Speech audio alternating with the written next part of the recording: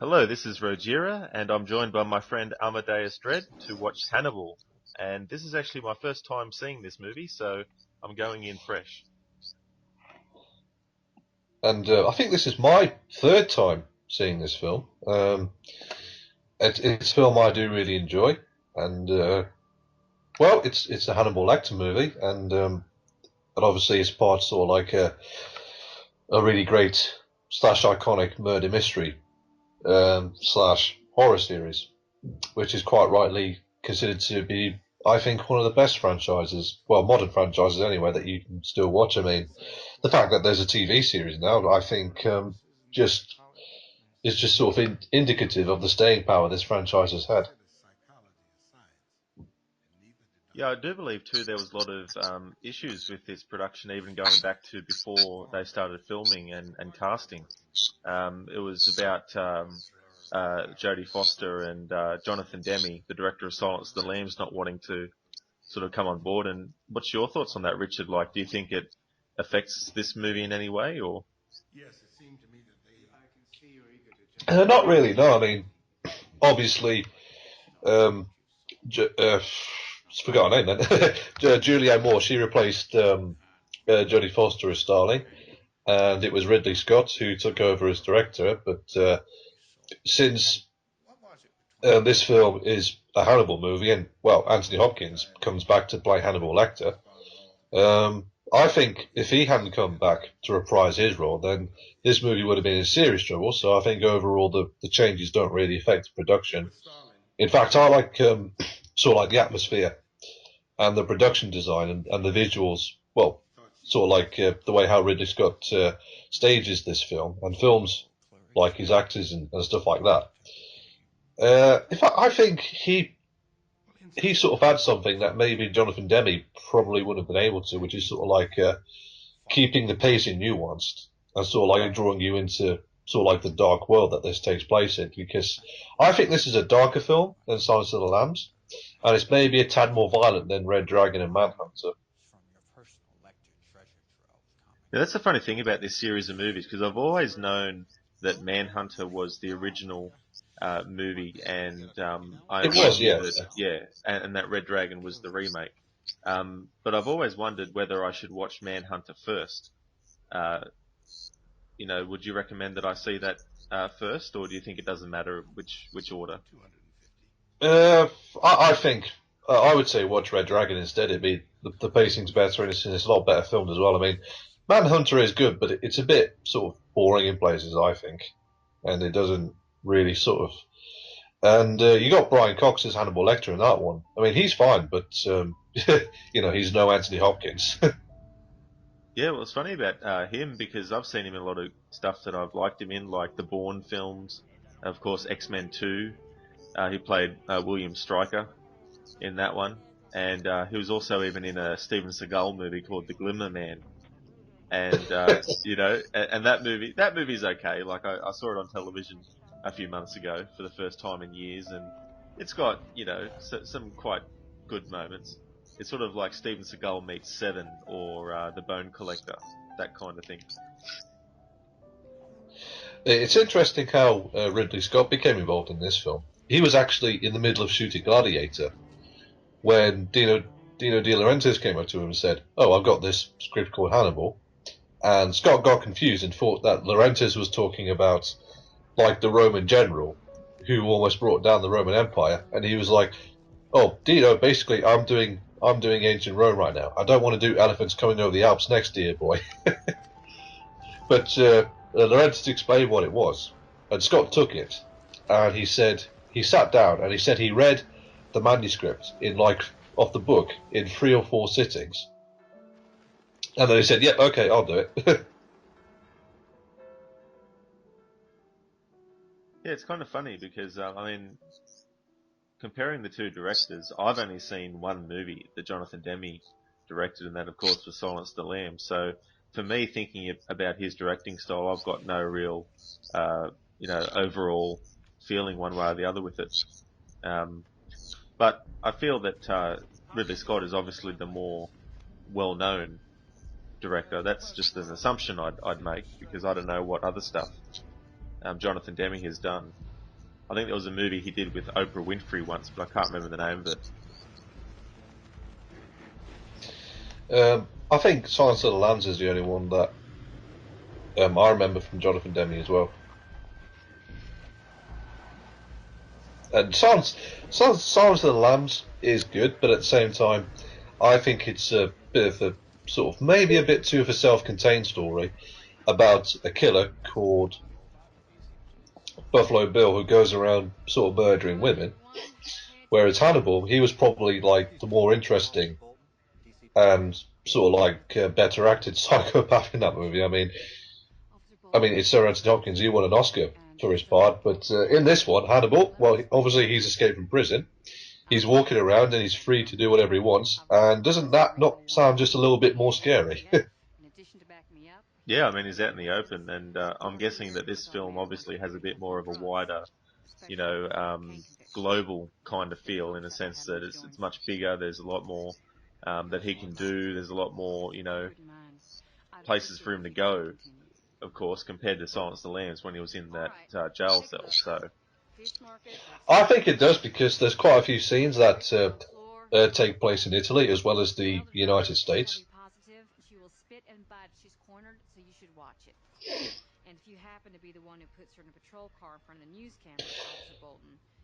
I think Julianne Moore, I think even though she does a great job in this film, I think in one way it wouldn't have mattered what she did. I think she would have still been unfairly compared to Jodie Foster anyway. Which I think is a bit unfair and kind of like doing more a bit of a disservice because I think she does a really good job in this film. She stepped into the role really well. I mean, this was made in 2001 as well, and I think it was 10 years after the Silence of the Lambs. And so, to me, when I think about that, it kind of feels like it's okay for there to be a new person in the role because it's not like they did a movie in between this and Hannibal, and Jodie Foster returned for that. It's like this is 10 years after that other movie. Yeah.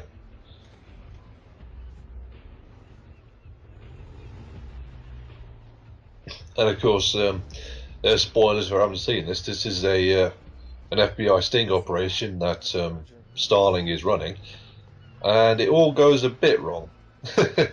And she sort of like gets brought into, sort of like friends to have her badge taken away.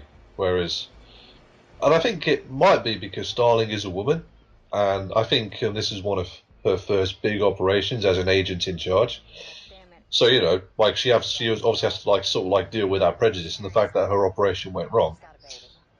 And I think that's another one thing that sort of like makes her interesting is the fact she's sort of like she doesn't make a big deal out of the fact that she's a woman, whereas everyone else sort of kind of unspokenly does that, and she sort of like has to fight, for her own sort of identity. Yes, I am capable. Yes, I can do a good job. Yes, what happened was my fault, but because I'm a woman, you probably wouldn't sort of put a man on, sort of bang him to rights over this.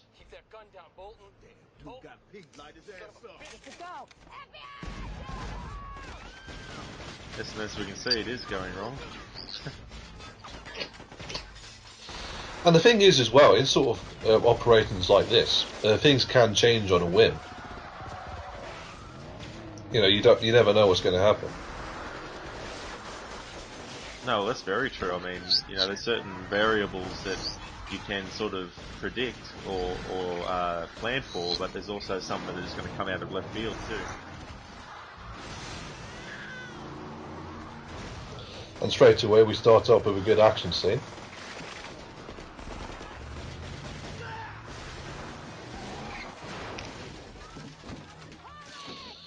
What do you think of Starling? Starling as a character, Rod? Well, it has been a while since I saw Silence of the Lambs, and I haven't read the book or anything like that, so I'm probably not that well informed to give an opinion, really. It's just one of those things, like if I had seen this movie years ago, I might have a different feeling on it, but...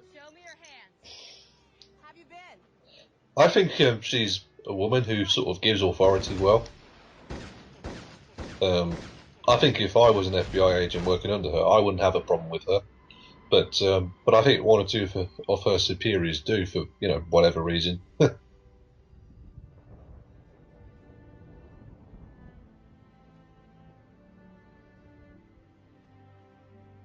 Like I love the way how Scott slows down the camera there. Yeah. I mean, obviously Starling is fine because she was wearing a bulletproof vest, but she had to shoot that woman, and now she has to watch that baby. It's like, oh, it's like, yeah, it's all gone to shit.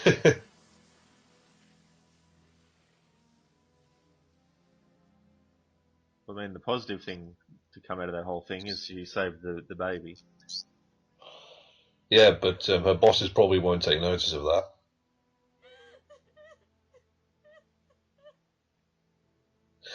See, I do really like Julianne Moore. I think the only time where I felt she wasn't that good was in The Lost World Jurassic Park, but I think that was mainly because Steven Spielberg's direction was a bit lazy on that one.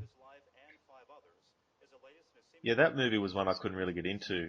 I think I watched most of it, but it was one of those things where I turned it off and went and did something else, and then never got back to the movie again. That's fair enough. You're not really missing out a lot, but every sort of I think a lot of thespians, if they sort of like do a mere performance in one film, they can go on and do a better one. And I think Julianne Moore in this, she really does sort of more than make up for for her lackluster performance in that. And the disfigured rich billionaire, Mason Verger. Rod, do you know who's playing Mason Verger? I do, yes. It's Gary Oldman. It is, yeah, and he was uncredited. Actually, to sort of like keep audiences guessing, and I think that was his idea. Actually, I think Gary Oldman said he didn't want to be credited so that he could sort of surprise everyone. Well, it's actually interesting because that reminds me of a similar thing with the movie Seven. At the time, I mean, even now Kevin Spacey is a big time actor, but when Seven came out, they didn't have his name in the opening credits. And the reason they did that was they didn't want people to be thinking, we haven't seen Kevin Spacey turn up yet in the movie. He must be the killer. They didn't want that. They didn't want people to think that. So I think that was a clever thing to do in that circumstance too. Oh, that is quite clever. And you could argue they kind of did the same for Gary Oldman with this, in this movie as well. Yeah. And obviously now we get the scene, if you didn't do a good enough job, we're going to demote you, or something like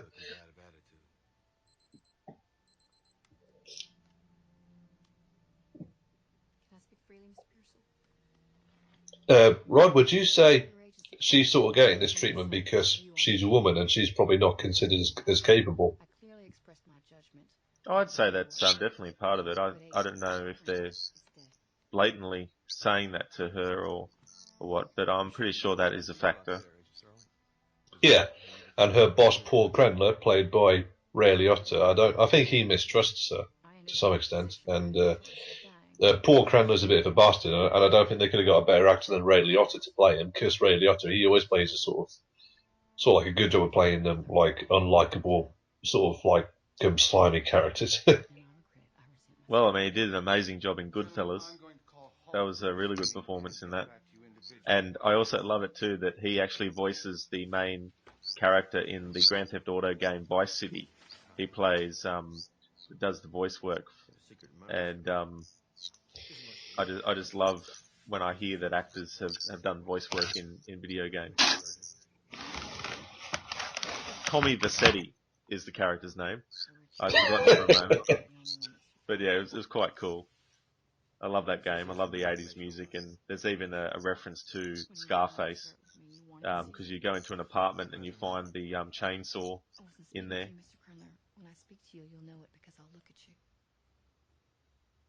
Of course, we just saw him checking out her legs under the table. Yeah, he is a bit of a pig. I think that's the best word I can use to describe him. Yeah. Because there we did see a photograph of Gary Oldman, which could, I think you could argue, sort of gives it away for some people as to who's playing Mason Verger. But when I first saw this film, I completely missed that photograph. So when I first saw this film, I did have no idea who it was who was playing Mason Verger. No idea. No clue at all. I'll take care of the media for your drum go killing. Everyone's gonna be happy. Now, this actor who's talking to Well, Starling, I'm capable of he's doing actually in Terminator 3.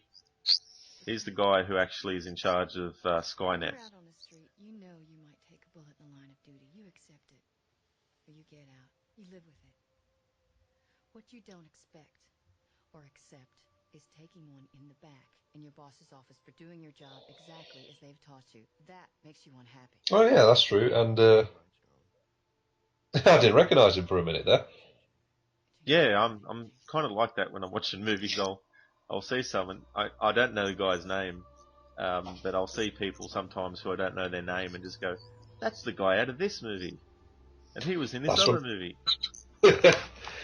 One thing I love about this movie as well is sort of like the visuals, the way how Scott just lets the world breathe. You can just sort of like sit back and listen to Hans Zimmer's brilliant score and just, just soak everything in. He really shows off. It's like Ridley Scott saying, "Oh, look at me, look at what I can do with a camera, because I'm Ridley Scott." Yeah, I mean, what I've seen so far, it doesn't seem too overindulgent or anything like that. It just seems like, it's, as you say, it's just letting the world breathe. And I think movies need to do that. Sometimes it's necessary because you can't just rush through everything. Starling, hi, I'm Cordell Doomling, Mr. Verger's private physician. How do you do? If you'd be so kind Yeah, this actor who just walked out to talk to Starling, he played a part in the TV series 24. And I think I've seen him in a few other things as well, but I can never remember the guy's name. Now, 24, this would have been around the same kind of year that show started, wouldn't it? Because this was 2001, this movie. It was, yeah. Mr. Verger, Agent Starling is here. And obviously Mason Verger, Mr. Verger. sort of like I think he's a rich industrialist, which is why he has quite a bit of money. Yes, it was. And he was actually Yes. a child molester. Yeah. And Hannibal Lecter, he sort of like made Verger this way, sort of like. Thought I might So stay. you could argue that, this film, Hannibal Lecter is a bit of an anti-hero. But I think you should never forget that Lecter is a villain, definitely a villain first. Would like to attach this microphone to your clothing, your pillow, if you're comfortable with that. Oh, by all means. Here,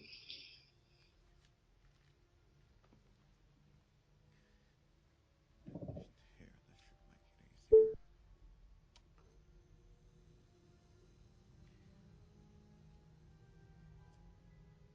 it easier. Good lord, that looks horrible. God, what Also, it almost reminds me of that orc in Return of the King, Gothmog, I think his name is. Yeah, it does look like him. This is Special Agent Tony Starling, 514-3690, deposing Mason R. Verger on March 20th, sworn and attested. I want to tell you Mr. about Verger. summer camp. It was a wonderful child. We can get to that later. We I can just get to it now.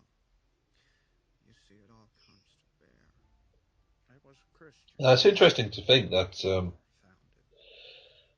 that when I first saw this, I did not know that was Gary Oldman. I was just trying to work out who it was, but Gary Oldman is one of those actors where he just disappears into every role he does, and I think this is a case where he quite literally does that. And I have immunity from the risen Jesus. Oh, he definitely is a great actor. I mean, even, you look at movies like Air Force One, where he plays the villain, Lost in Space, the movie. He was in that. And, then you look at his really good roles like Sirius Black in Harry Potter and, Jim Gordon in the Dark Knight trilogy. Dracula, How did he end up at your house? Bram Stoker's Dracula film that was directed by Francis Ford Coppola. To my pied-à-terre, I came to the door in my nicest come-hither outfit. I was concerned. And again, we see Gary Oldman as Mason Verger before he was disfigured, but it's so intercut so quickly. I had a bit of a hard time telling. I mean, I don't know if that makes me stupid or whatever, but I was even with scenes like that, I was still completely oblivious. Yeah, I mean, I guess sometimes too, it's just the way that the story's going as well. You're so invested in what's going on and what's being explained that, and plus he is wearing a mask in this portion of the flashback too, so all that kind of thing combined. He said, Mason, show me how you smile to gain the confidence of a child. I smiled. He said, I want to see how you do it. The good doctor approached me with a piece of broken mirror. Try this.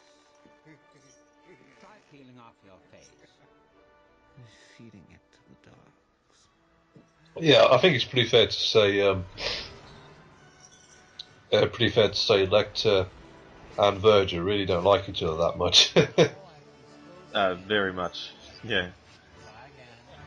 A lot of hate. Verger really wants revenge. He just sort of like Lecter did something to him that made him like tear his own face off and disfigure him for life. It's like, oh boy. That you'd received some kind of new information. Yeah, if they were ever reunited, it wouldn't be pretty. Oh no, Verger has got something special in mind for Lecter, but I'm not going to say what it is. Yeah. Where did this come from? Rojira. I received it 2 weeks ago. Where's the package it came in? Good question. There was nothing written on it of interest. Cordell, did we start? I think the latest Hannibal Lecter movie was Oh dear. Hannibal Rising, which was kind of like a prequel, but I didn't watch that because the thing is, with all the, most if not all the Hannibal Lecter movies, even if you just look at trailers, you can tell they've got a high budget with big name directors attached to them, with a lot of effort thrown into them, with a great cast. Whereas I looked at Hannibal Rising and I just thought, what is this? What is this? It just doesn't look anything like how I would expect Hannibal movie to look or feel like, so I didn't watch it. And what do you think about the show? I mean, I've never seen that Hannibal Rising either, or the show. I've never seen it, but I've heard Mads Mikkelsen does a great job as a younger Hannibal Lecter. But you shied when I said the name. Yeah, it's funny because they did the same thing with Psycho. They turned that into a TV series and made, like a prequel. And Freddie Highmore, he plays Norman Bates, and from what I've read, apparently he does a great job in the role. I've never really watched it.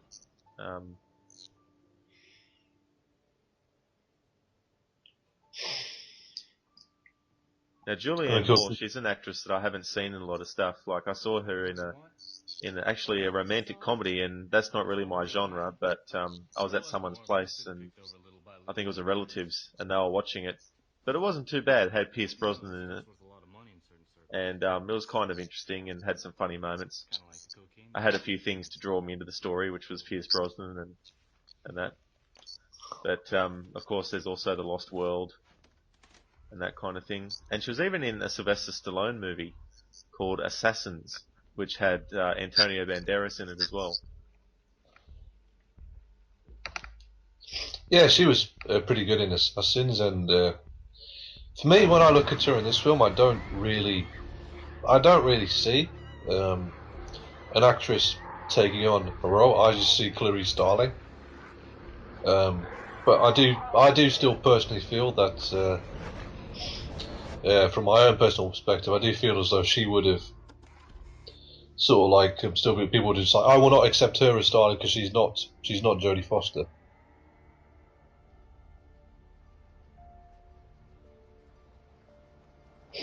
And of course, Barney, the orderly. It's funny because the actor who plays Barney, he played a cop in Manhunter. Ah. He played a cop in Manhunter, whereas a completely different character. Whereas in this, he's Barney, the orderly. Now, this actor seems familiar to me, but I can't place where else I've seen him. Yeah, and he played Barney in Silence of the Lambs and in Red Dragon.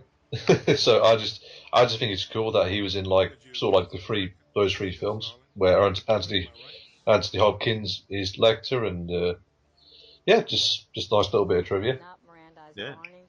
He's unaware of his rights. And I just realised something too. This is the second film that both Anthony Hopkins and Gary Oldman have been in. The first one being Dracula. Oh yeah, of course it was. Yeah, yeah, with Hopkins playing Van Helsing, and I love his. Like, I know that Peter Cushing is the one that's held in the highest regard for the role of Van Helsing, and I do like Peter Cushing as Van Helsing, but I do think Anthony Hopkins did a really great job too with that character. He's both, intelligent and serious, but also crazy and mad, and he could just, switch at the click of a finger. Oh, at least 30 seconds of every day. Can't help it. He's always with me. Like a bad habit. And of course, Starling, You know what happened to his stuff, his books. she's like on the path of Lecter, and she's interviewing Barney, who Barney, I'm actually never really sure if Barney knows who Mason Verger is, and if Mason Verger was a child molester and was disfigured on purpose by Lecter for that reason. Ownership was signed Karen Flowers. Barney might be a little bit oblivious. I've never really been able to like put my finger on that. Employment application only at the bottom. She signed it Barney. Same thing on your tax returns. You want the book? Maybe I can get it back. I want the x-ray they shot after you broke Lecter's arm during the attack on that nurse. And everything else you got. Now, I can't remember, but that scene where Hannibal Lecter escapes, is that that was reshot for this film, wasn't it? They weren't using footage from Silence of the Lambs, or were they? I can't really tell. If it was reshot, then then it looked pretty seamless. Yeah, because it's been the last time I saw Silence of the Lambs was on television, and must have been 2003, somewhere like around that year. So I can't really remember a lot about it. Dr. Chilton was a bad guy. After your first visit, he started taping your conversations with Dr. Lecter. These? It's interesting in a movie where something's revealed to have happened in the first that you didn't know about till now. Like just now, he said the her dealings with Hannibal Lecter in the first film were actually recorded after her first visit. What'd he say? Yeah, Late at night. Barney, you could say, was sort of like keeping a close eye on her. He was using genetics in a roller picture Yeah. as an example. They fly way up in the air, roll over backwards in a display, falling toward the ground. There are shallow rollers and there are deep rollers. You can't breed two deep rollers, or their offspring will roll all the way down, hit and die. Agent Starling is a deep roller, Barney. Let us hope one of her parents was not. Surely the odd confluence of events hasn't escaped you, Clarice. Jack Crawford dangled. Yeah, that kind of looks like stills from the first movie. Yeah, when Anthony Hopkins was a bit younger. Some might say he was probably a bit too old to play Lecter by this point, but he said he still wanted to do it. So, and I don't think his age is that much of a distraction. I know they will never ever let me out when I'm alive. No, I mean, the story is 10 years later, isn't it?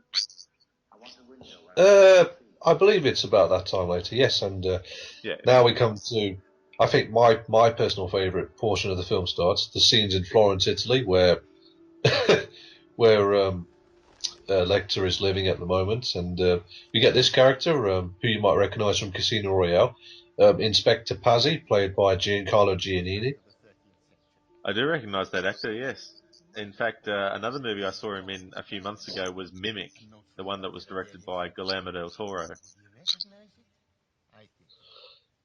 Oh yeah, I think he's worked with Guillermo del Toro a couple of times in the past. Cool.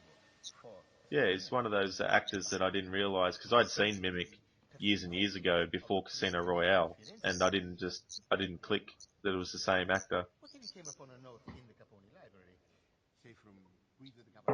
Like, I love the way how I mean, it's like the film crew know that they are in Italy, and they've been given permission to sort of like film this beautiful architecture in these rooms, and they just do not waste any time showing any of it off. It's like, wow, it just looks amazing, I think. And I've actually been to Malta, which sort of like has similar architecture, Nice. sort of like beautifully built churches and places like that, and it was quite a lot like this, in my opinion. I think it just probably adds to the authenticity of the locations to show them Yeah. off a bit. And there's another thing, like you said, allowing the world to breathe, and also, in this case, to pull you in as well. Yep. Oh, there he is. Yeah. Commendatore. How can I be of service? And I think Pazzi, Inspector Pazzi, I think he's quite an interesting character. He's sort of like an Italian hard-boiled detective. Not yet. Though I am hopeful. They are letting me look after the library. Like, I like the way how Giancarlo Giannini plays his parts, and I think he's sort of like George Ewan, and sort of like holds your attention really well. And I like every scene that he has with Lecter as well. Yes, I'll call you at once. You've been reassigned. Pardon? You were on the master case, I'm sure I read. Yes, that's right. Now you're on this. This is much less grand a case, I would think. Well, if I thought of my work in those terms, yes, I guess it would be. What do you think of this scene, Rod? Were you unfairly dismissed from the grander case? Or I think it's quite did you interesting. deserve it? Yeah, that's one word I would describe this film. Whereas I think Silence of the Lambs was kind of like your kind of like basic murder mystery, whereas this sort of like it does sort of like a lot of things interesting that sort of like really like pulls you straight in, and it's like is Lecter a bad guy? Isn't he? Who's truly the villain?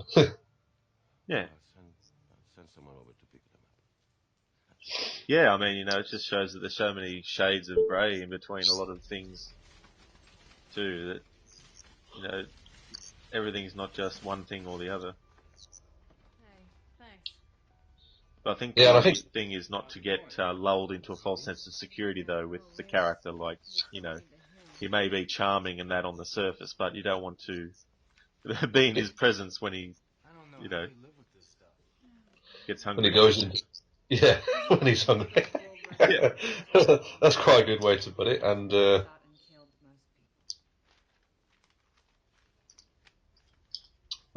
as well, I think Starling, she gets a bit of a more active role in this film, trying to find Lecter, but I think she realises that Lecter is the wrong one, that they shouldn't try and find Lecter, that they should look for someone else. And of course, it's like, ooh, I recognise our handwriting. Yeah.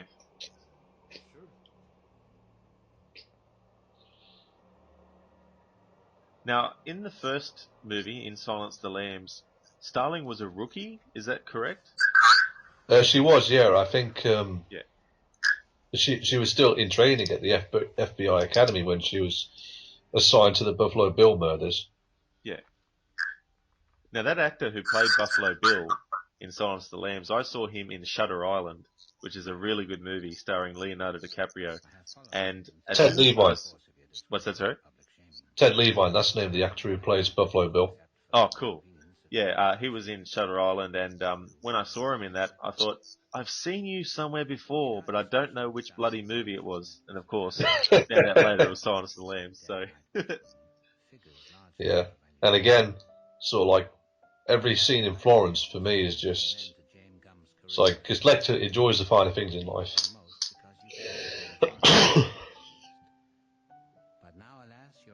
Which is something I always found ironic a little bit about him, to be honest. And obviously he's got the Washington Post newspapers, and like he's got a bit of an obsession with Starling. Yeah, I don't. Obviously, I haven't seen this movie before, but I did know that apparently in the novel they get together Is your worst fear that people will now They do, yeah, believe but they were indeed I don't know if I really like that angle, to be honest. tornado bait white trash, and that Yeah, I just don't know. And even if that happened, I don't know how that relationship would work anyway. By the way, I couldn't No, I don't think I don't know if I can see it either. website, but I have It's interesting as well because Scott said he felt as though and elevated that angle might not work, and he asked Thomas Harris, the writer of the books, find you back if he was married to his ending. Harris said he wasn't, so Scott changed it. because I need to come out of retirement and return to public life. Yeah, I think that's important sometimes when it is something that is probably best to change, to actually change it. Sitting in a dark basement room, bent over paper. Because, I don't know, maybe even if they went ahead with that ending, I'm sure the test audiences probably would have been a bit, why are they getting together? Like, it would have been a bit like that, I'd probably say. Yeah, Scott said it didn't make sense. It just didn't make sense for Starling's character to do that. Rather, I suppose it is part of the bargain. He said, in one way, it made sense for Job is to craft my doom. So for Lecter because he's attracted to her because how sort of like a straight arrow she is, but for Starling, it would just feel, I think, a bit out of character for her to be attracted to Lecter. There's one partial fingerprint. Yeah. Here. Not enough to hold up in court. I know it's him, where he was when you wrote it, is what I mean. Well, papers are going to help. And yes, it's linen fiber. Yes, it's on the expensive side. But no, it isn't so rare that you're not going to be able to find it in 1,000 different stationery stores throughout the world. It's the same with the ink. And the same with the wax. And your Las Vegas postmark? Well, you can check it out. But I'll bet you $1. Look at those graphics on that computer. Las Vegas would be the last place to be. Oh god, yeah, you can tell this was filmed in the early 2000s. It's so funny, sometimes, like, you know when technology is changing, when you're experiencing it, but sometimes you don't necessarily understand how much something has changed when you compare it to something else. Like, when I saw a picture of what YouTube used to be like in the beginning, I scratched my head and said, what? I don't remember it looking like that. No, I don't either. You know, this is quite weird. I think that's how a lot of change happens. It may seem quick, but it's a gradual thing. Yes or no, Clarice?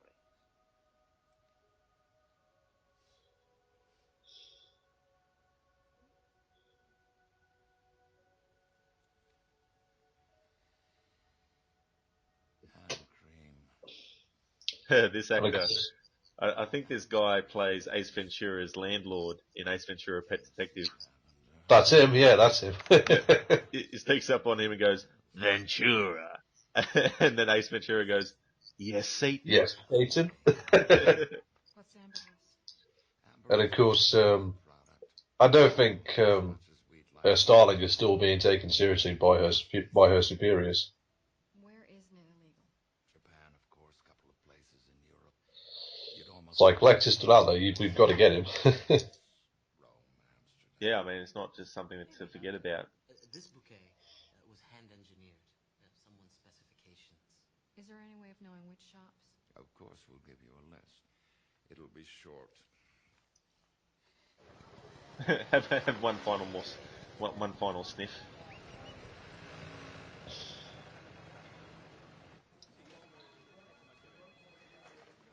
I need opera tickets. I don't think I got any on me. And with this film, you can definitely tell it's well made. But I just Hannibal Rising just didn't look as though it was well made at all. Yeah, I think it's probably hard to do a prequel to these movies. I mean, because you've already got a prequel in a way with Red Dragon, so it's like, yeah, trying to do a further backstory is like, yeah. A prequel to a prequel, yeah, it doesn't really add up, I don't think. And I actually believe that with the next, they're rebooting Texas Chainsaw Massacre again, and I think they're actually going with the teenage Leatherface. So it's just interesting that they're doing that, and it's probably because I think of shows like Hannibal, and to more of an extent, the Bates Motel television series, because of course Norman in that is a teenager.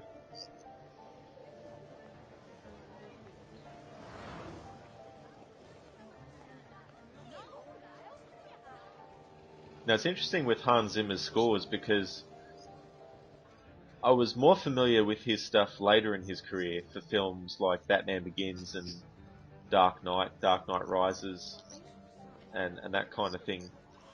I've seen movies where his score was in it, of course, but I became a fan of his later of him through his later stuff.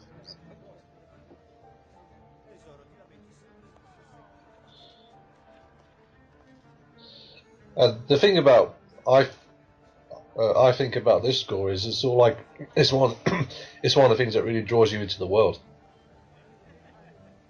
Yeah, it's not distracting or anything like that. It really blends well. And Giancarlo Giannini looks like he's really in his element. I mean, he must have had fun making this film. You know, obviously with him being Italian, and this being filmed in Italy, so he would have been quite literally right at home. Yeah.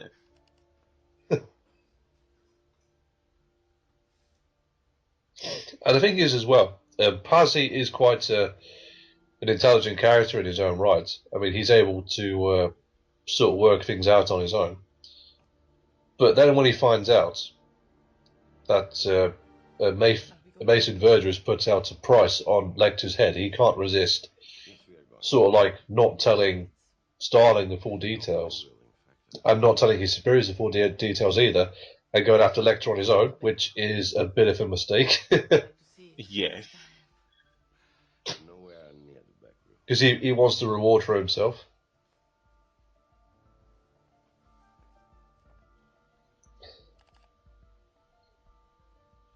And I think it's good they got an actual Italian actor to play Party.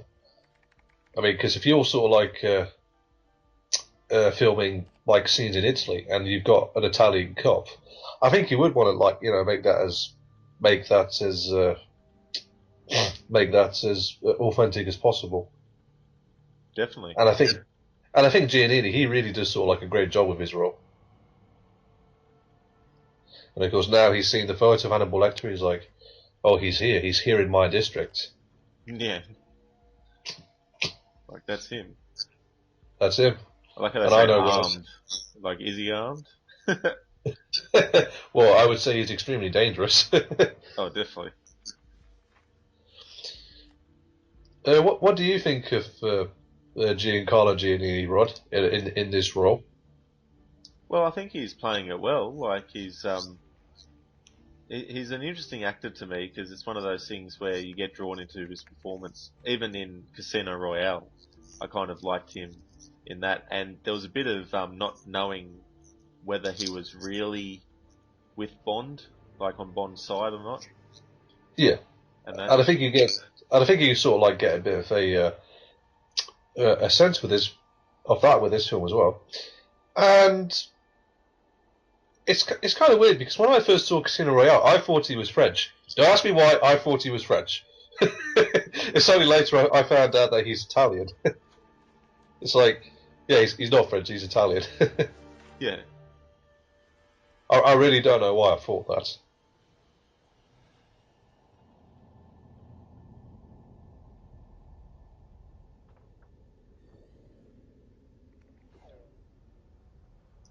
And it's interesting as well because Giannini, he would go on to work with Ridley Scott's now unfortunately deceased brother, Tony Scott, on the action film Man on Fire.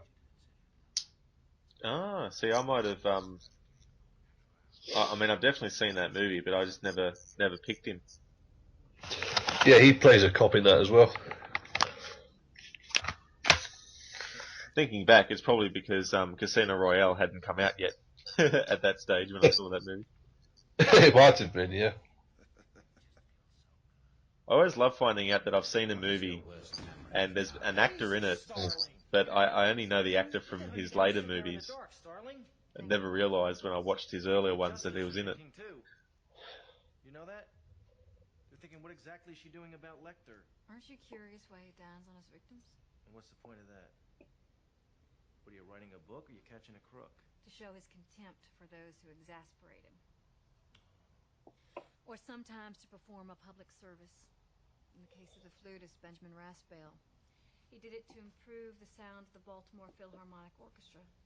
I see that she's putting on, I don't know what region it is in America technically, but seems like she's done a similar thing to Jodie Foster. Yes, I have an American accent because Starling, the character herself, she's from the South. And like sexist pigs like Crenler is just sort of like one of like the arseholes that Starling has to deal with, and which is why I enjoy every scene that Ray Liotta and Julianne Moore have together. I think they sort of play off each other quite well. Not that I mean Yeah. anything personal. If you got a lot of sympathy for those people. What I came here to impress upon you, Starling, is I better see cooperation. There are no little fiefdoms here. I want to be copied on every 302, you understand? Mm-hmm. What do you think of Ray Liotta, Rod? Do you think he does a good job of playing a bit of a sexist pig? If you don't, then... Yeah, I mean, I sort of haven't really seen him play a role like that before. I have. Paul, what is it with you? I told you to go home to your wife. That was wrong. Don't flatter yourself, Starling. That was a long time ago. Why would I hold that against you? And besides, this town is full of corn-pwned country pussy. That said, I wouldn't mind having a go with you right now if you want to reconsider. In the gym, anytime. No pads. Like, I apologise for the awkward silences. I mean, this is definitely a movie that sort of draws you in, and like we're doing a commentary, but this film draws you in so much you could sort of like almost forget that you're supposed to say something about the scenes. I don't. Can you Yeah, see it's funny because it's getting used to both talking about a movie and watching it at the same time. It might seem so easy, but sometimes you sort of think, should I mention this, or is it too obvious? Or because you got a mixture of audiences out there. You got people who have seen the movie and listening to the commentary, who I think are trying to figure out if there's anything that they missed that other people might be able to pick out. And I'm sure that a lot of people get frustrated when it's like people are commenting and they say the same thing they already know. They're sort of like, we already know that, So Yeah. yeah. And again, we cut back to Pazzi, who sort of, I don't think he's quite certain yet that he's found Lecter.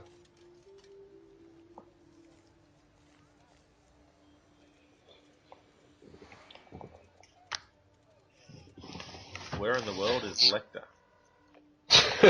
Well, right here in Florence, Yeah. where a slightly naive Italian cop is planning to take him on his own.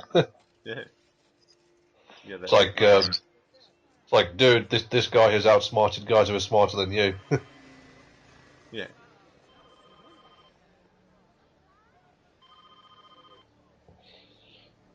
It's like I would say Pazzi is a bit sort of foolish to think that he can sort of think he's skilled enough to go after Lecter. I have information about Yeah. Hannibal Lecter. I think your information with the police, sir. I'm required to encourage you to do so. Like, I love the way how Scott shoots Florence as well. It almost makes me want to go there. Before taking any possibly illegal action.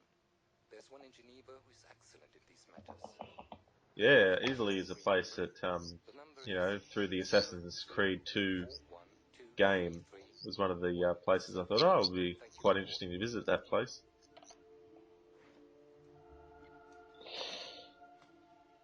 Obviously, with the whole Gothic Roman architecture that's still standing today. Yeah. Just amazing what things can actually stand the test of time. Hello. Yes. I was just speaking with someone who There's a suggested $100,000 advance. To qualify for the advance, a fingerprint must be provided in situ on an object. Once the print has been positively identified, the balance of the money will be placed in escrow at Genève Credit Suisse and may be viewed at any time subject to 24-hour prior notification.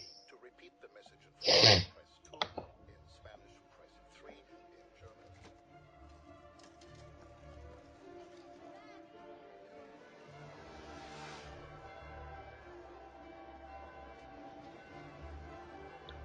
Hustle and bustle.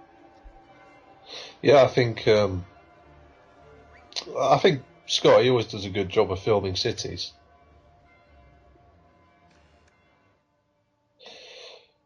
Which can be a tricky thing to get right, I think. Dr. Fell. Yeah. It's Inspector Pazzi. Yes, I can see you. Come on up. Sort of like, and I think Pudsey now he's sort of like going to see Lecter, to sort of like get a bit of a peg on him, to see if he can sort of for sure like identify him. Yeah. And in this scene, you might think, something bad is going to happen to Pudsey,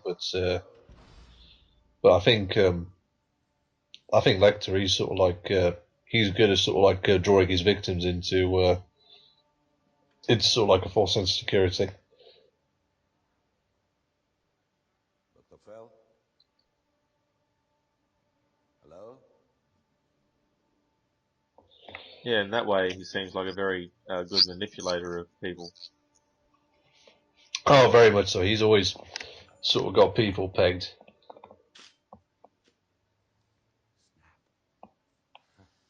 I should have encouraged you to bring It's some funny, I've got this thing where if I walk into someone's place, I don't like to explore.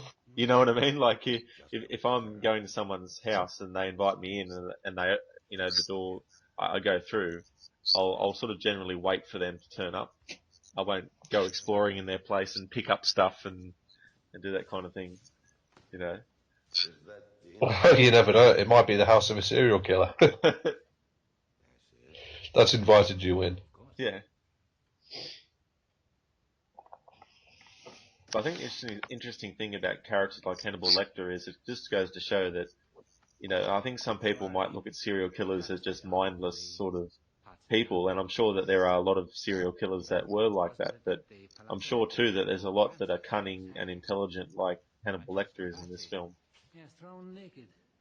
With the noose around his neck and Yeah, I think this is very much Hannibal's movie. I mean, the movie's called Hannibal, but I mean that in the sense that Anthony Hopkins is given so much to do. He's given like so much more free reign to sort of like play his signature role, if you like, perhaps I could and sneak it out. he sort of like really gets into his character in this one, and you can tell he's having fun doing it. Yeah. Only if you told. Remind me, what was this crime? He was accused of killing Giuliano de Medici. But yeah, I do really sort of enjoy this movie whenever I watch it, and in some ways I prefer it to Silence of the Lambs, which don't get me wrong, is a very good sort of movie for what it is, but I just like the fact that this movie's got interesting characters like Pazzi. It takes place in sort of beautiful locations like Florence, Italy, and I just love every scene like these two characters have together, and sort of like Lecter's not giving anything away, and I think Pazzi knows who he is, and he's sort of like now making his plans to sort of apprehend Lecter. But I think Lecter is always one step ahead of him. Well, see, this is the thing. I'm pretty sure that Hannibal Lecter has, gone to great lengths to make sure that there's, a very small chance that someone would recognize him too. Yeah. Yeah, definitely. I mean, it might be different now because of today's, surveillance cameras pretty much everywhere and all that kind of stuff. And I don't know I can't remember how far that had advanced in, 2000, 2001, but The room you're standing in was built in the 15th century. I think you'd definitely have a hard time now. Yes, it is. Especially trying to get through to airports and things like that. Was installed about the same time. That's pretty. Yes. Okie dokie. Let's drag these down. Must be as heavy as bodies. And I think the fact that this movie was a sequel to such a, you know, box office success that Silence of the Lambs was, I think it kind of was going up against its predecessor in one way, and which is why I think people would have still had that movie in their minds. Which is why I think this movie had some negative reviews where people compared it to Silence of the Lambs. But I say you've got to put Silence of the Lambs out of your mind when you watch this film. I know that's kind of difficult to do, but if you look at this film on its own terms, I think it is sort of like a really enjoyable sort of like journey. You know, sort of like and you get to see sort of Hannibal Lecter at his best. You know, sort of like always one step ahead of his enemies. There's like plenty of people out to get him, but he'll do whatever it takes to remain free. Yeah. Scusi. Scusi. Well done. Knock.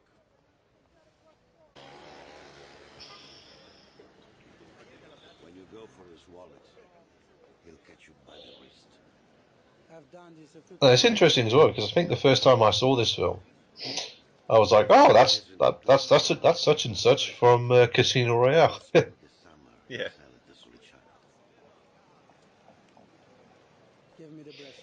And I really don't know why I thought he was French, but oh well. And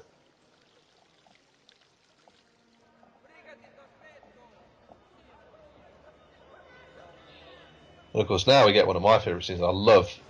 I just love how this scene is shot. Just the way how it's framed, the way how, so like even little details, the way how Lecter has got his hat angled. I love the smoke. I love the whole atmosphere, and it reminds me of Blade Runner in one way. This scene does. Oh, yeah. It's got a little Yeah, bit of like smoke. yeah, a little bit of smoke, and yeah, just such a beautifully shot scene, I think. I get the feeling, though, I haven't seen this movie, but I get the feeling that Hannibal still has the upper hand even against this pickpocket.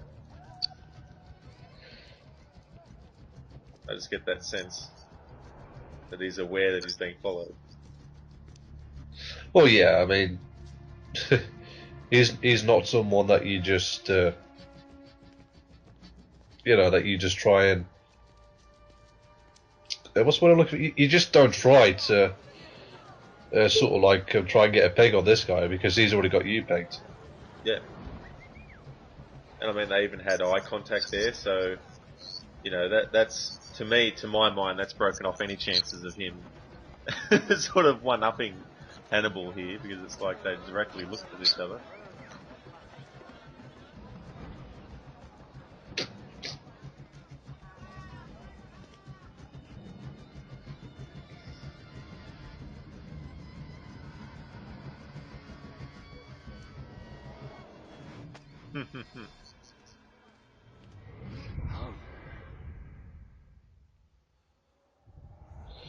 Yep. Well, what else did you think was going to happen? He just did an Assassin's Creed move.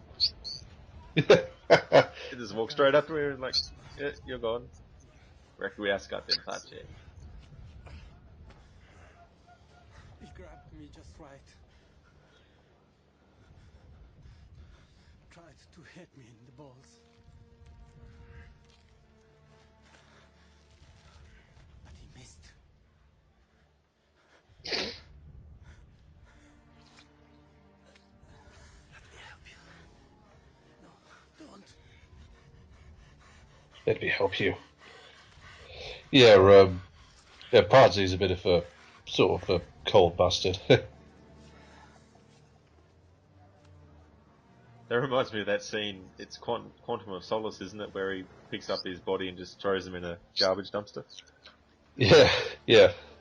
Well, I don't really remember that because it's been a while since I've seen Quantum of Solace, and it's not really a film I enjoy that much. And the water fountain with the boar, the statue of a boar. That's a bit of foreshadowing for what's going to come next. Okay.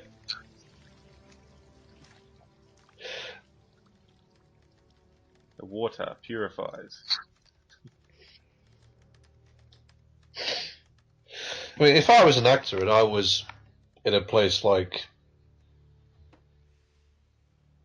a place like I say that a place like Florence, Italy. I think I would sort of like really enjoy sort of like doing a performance there because it is sort of like a beautiful place to be, and I think it would be sort of like a great opportunity to be able to like act there, and you can tell Giannini he's sort of like loving every minute of it.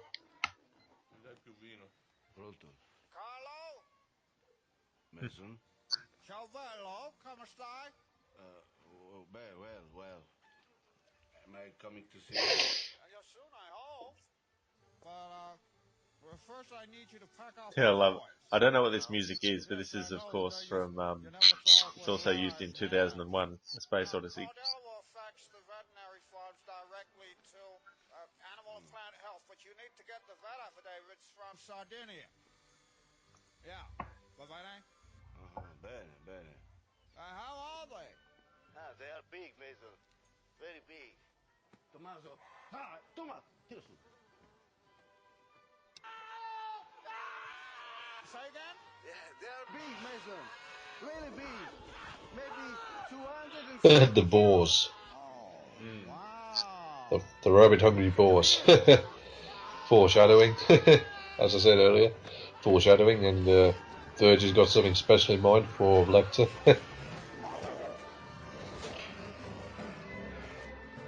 Yeah, Mason Verge is a bit of a sick bastard. Yeah.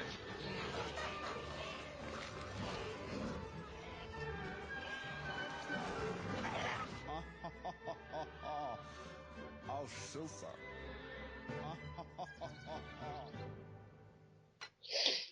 Like, I think Mason Verge was definitely a character who you want to see, like, get their comeuppance. And he's already had it once, with the whole, like, face mutilation, but it's like, I don't, that's such a sick mother bastard, Yeah. and you just want to see him get what he deserves.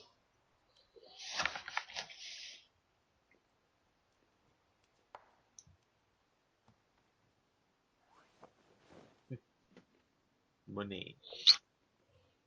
The full balance of the money is payable upon receipt of the doctor. That's really sort of Parzy's whole motivation, really. And when really he should probably sort of like get more people involved, to help him out. But he just wants all of it for himself. I am a professional. Yeah, I'm sure that has its negative consequences of that.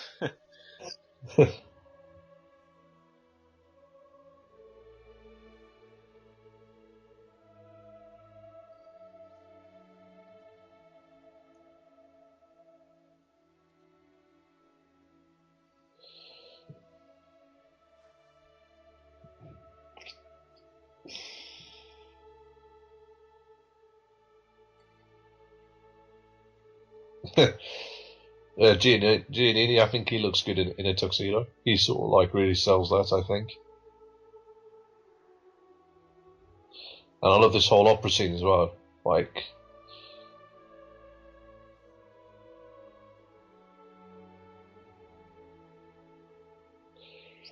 and I've always found it kind of jarring in one way, just like how much Lecter like loves the fine life so much. Yeah.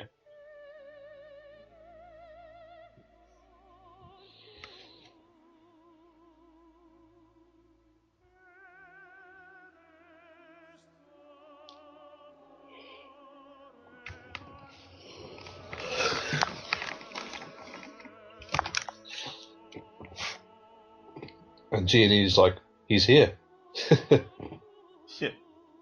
He's here. Does Lecter know I'm after him?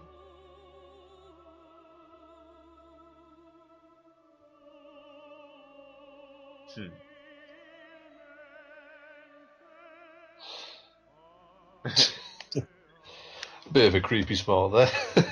Yeah. Like, I think Anthony Hopkins, he comes off like sort of like really nice and laid back in interviews, but in this role, he just sort of, she just really like, just like sort of taps into, his sort of like innermost like fears, and he does make you feel frightened of him. Yeah. It's the mark of a really good actor.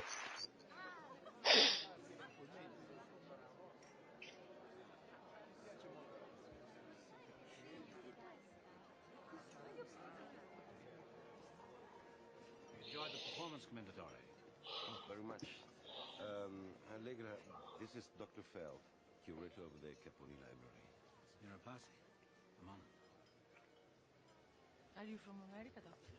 Not originally. I've traveled better. I've always wanted to visit England, especially. So, Rod, what do you think of the film so far, then? Noticed you wrapped I up actually think it's quite good, and I'm not really a hardcore fan of the whole franchise. So to me, I can sort of put aside any feelings of maybe, you know, Silence of the Lambs is seen as the superior of all of them in many people's eyes. So I'm sort of divorced from all that. So I'm just coming in fresh, and yeah, I'm quite enjoying this actually. Yeah, as I said, I just love every scene in Florence, and Giancarlo Giannini and Anthony Hopkins play off each other quite well. And this is sort of like a bit of a detective story, you know, this portion of the film, I think, with like this one cop who's just in over his head. Yeah. Now I've seen this actress in movies before too, but I can't place her. Would she see through the bars of his plight and ache for him? If it cuts back to her, I'll tell you. Well, I've seen her in other stuff as well, but I can't quite place her. Yeah, it's just something about her eyes that seem familiar to me. Let's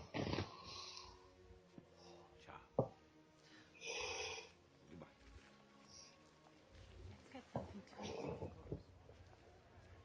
Why not?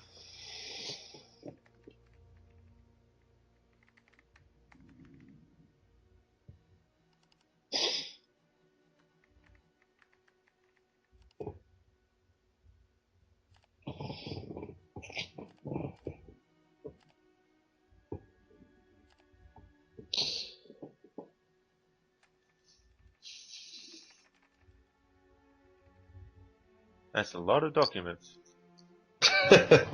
Well, she's after one in particular, I believe. Patsy. Patsy's trying to find Lecter.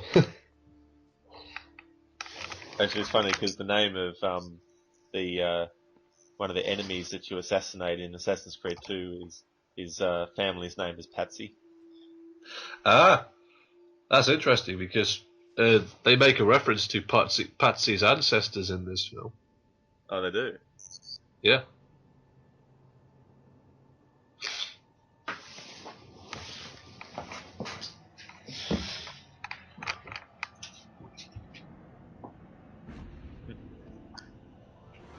Drops everything.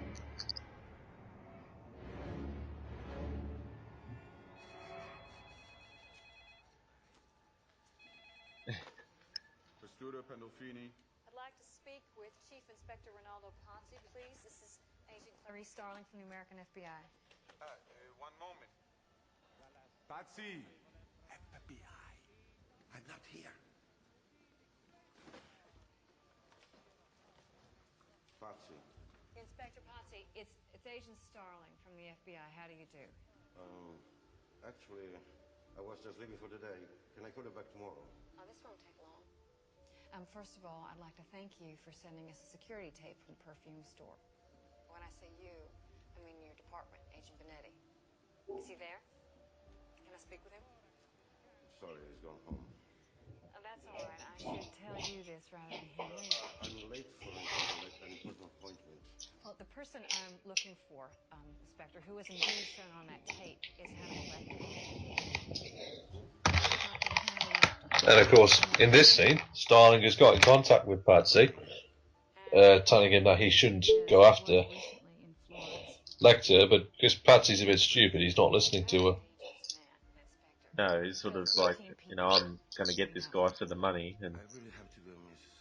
Starling, just another minute. And I don't know why Patsy, he doesn't at least take some backup with him. Because I'm confused. I'm confused because someone there has been... yeah, I mean, even if he just said, you know, I'd like to have just some extra security for, you know, I'm going somewhere that could possibly be dangerous. This is everybody's computer here.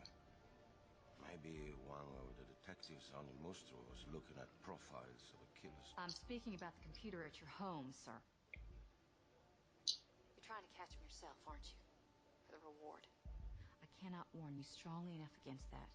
He killed 3 policemen down in Memphis while in custody. Turned the face off one of them, and he will kill you too. She's giving him a heads up. And oh god, he left his gun. See, this is the thing. It just goes to show that you know, you shouldn't just let your emotions get away with you, because you can forget things.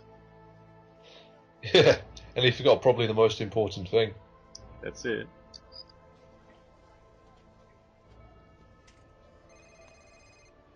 Dave, I want him out of Tuscany fast. Believe me, he'll be gone from the Like, I think this is a setup for perhaps one of the best scenes in the film.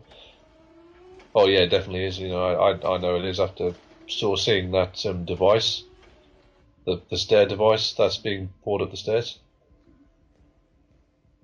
This is. I'm not going to say what happens, but let's just say that what happens throughout this entire sequence. It'll give you nightmares. I'll put it that way. Bring it on. Blinded and imprisoned. Dante's pilgrim finds Pier Lavinia on the 7th level of the Inferno. And like Judas Iscariot, he died by hanging. But Judas and Pier Lavinia are linked in Dante by the avarice he saw in them. In fact, avarice and hanging are linked in the medieval mind. Now, this is the earliest known depiction of the crucifixion, carved in an ivory box in Gaul about AD 400. It includes the death by hanging of Judas, his face upturned to the branch that suspended. Like, I love the atmosphere of this scene. I love the way how it's lit. Lighting in movies, especially maybe in some cases for films like this, can be a bit of a tricky thing to get right. Yeah, and it's one of those things. It's an important aspect of filmmaking. It's even been like that since the days of black and white.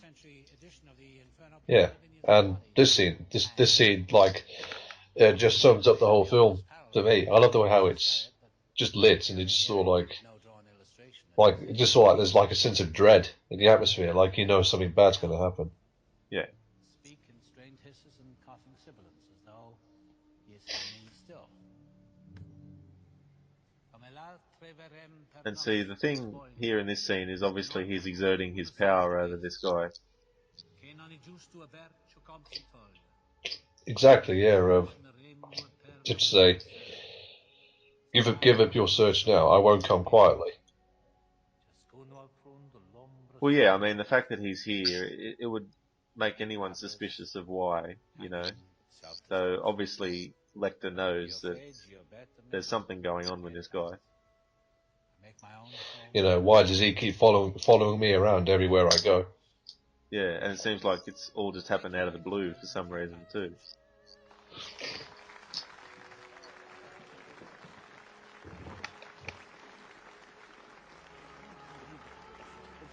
But, you know, he had his mobile phone on him, and of course, it rang.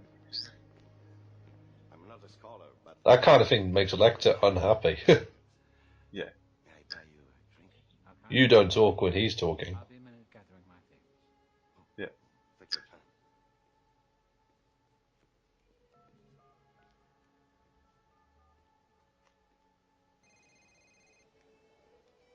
Yeah.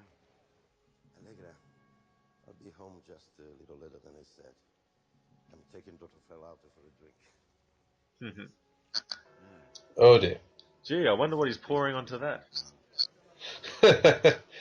Yeah, yeah. It's just, what happens next just sort of like sends shivers up my spine every single time I watch this scene.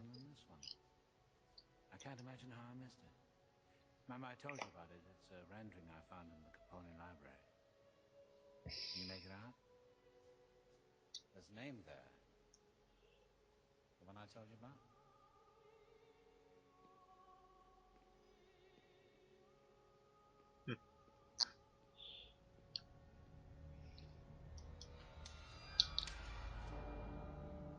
your ancestor, Francesco Pazzi. Hanging beneath these very windows. Francesco de Pazzi. On a related subject, I must confess to you, I'm giving very serious thought. Some very serious thoughts. To eating your wife. To eating your wife. That little wink he gives. Yeah. So like he has like so many like little nuances and stuff like that to the characters. Just, well, Pudsey, you shouldn't have tried to like go on your own for this. No. I mean, obviously Mason Verger sent 2 guys to help out, but they didn't really do anything. Oh no, they're just sort of standing around. If you tell me what I need to know, Commander Torre, it might be convenient for me to leave Florence without my meal. So I ask you to... Irony. Yeah. It's like another Pazzi's going to hang underneath the windows. And plus, this also recalls Hannibal Lecter having that mask on his face and being sort of in a similar sort of stance. Yeah, he's sort of like, sort of like, he's got a bit of like a sick, ironic sense of humour about the whole thing. He does.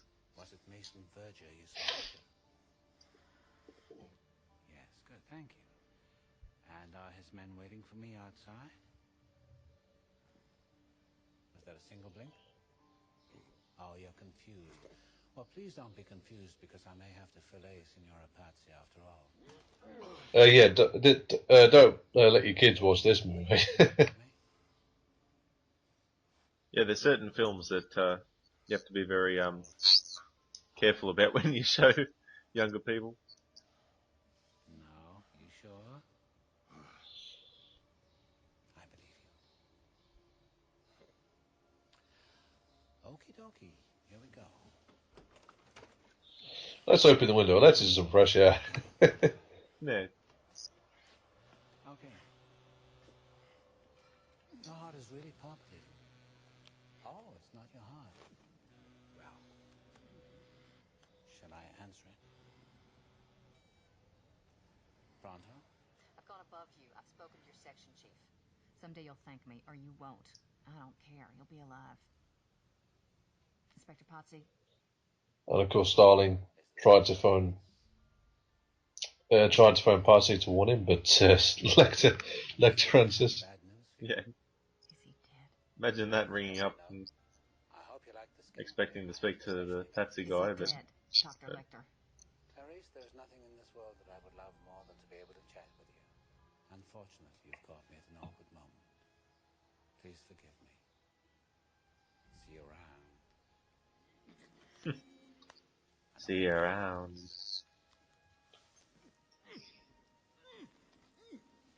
Okay, hold on. Here we go. Here we go. Yeah. I love the way how he's I love the way how he's whistling as well. Yeah.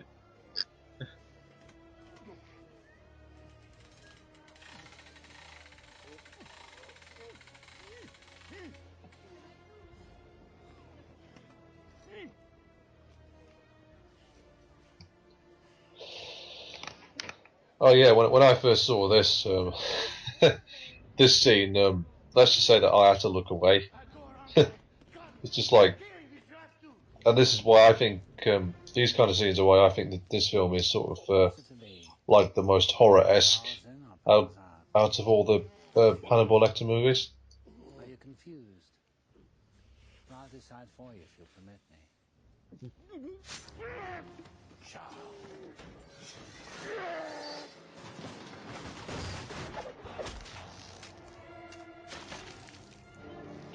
Ugh. Happy entrails. That was sick, Rod. I like it. It's just one of those things that comes to mind. But yeah, that's pretty sick, hey?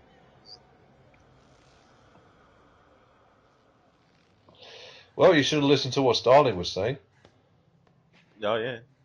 You get disemboweled and hung.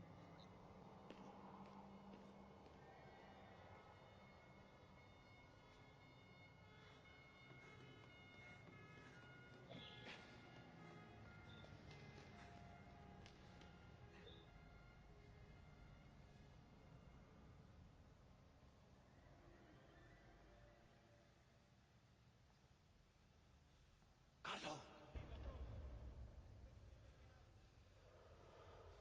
Carlo! Yes? Mhm. Good evening. Good evening. And good night. Like, I love how that was shot. Like the little sort of like character tick of him wiping his nose and turning and walking away. Yeah. Just little things like that add an extra touch. Instead of just doing it then walking off, you know.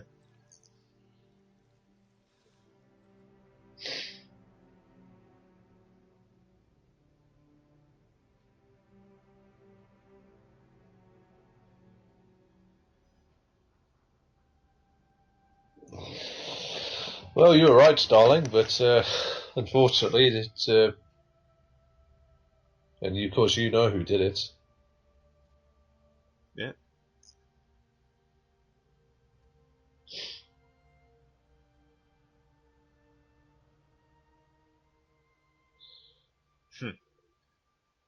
Another detail. Waving.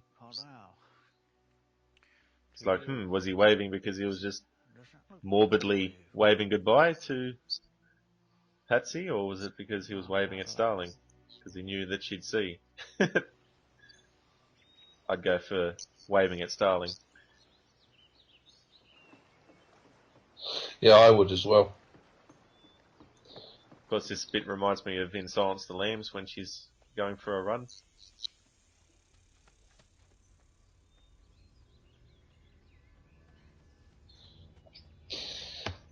Now, unfortunately, some of my favourite scenes, the whole Italy scenes, are now finished, and it's all going to be in the US from now on. But which is fine, I think, because the US scenes do look really nice.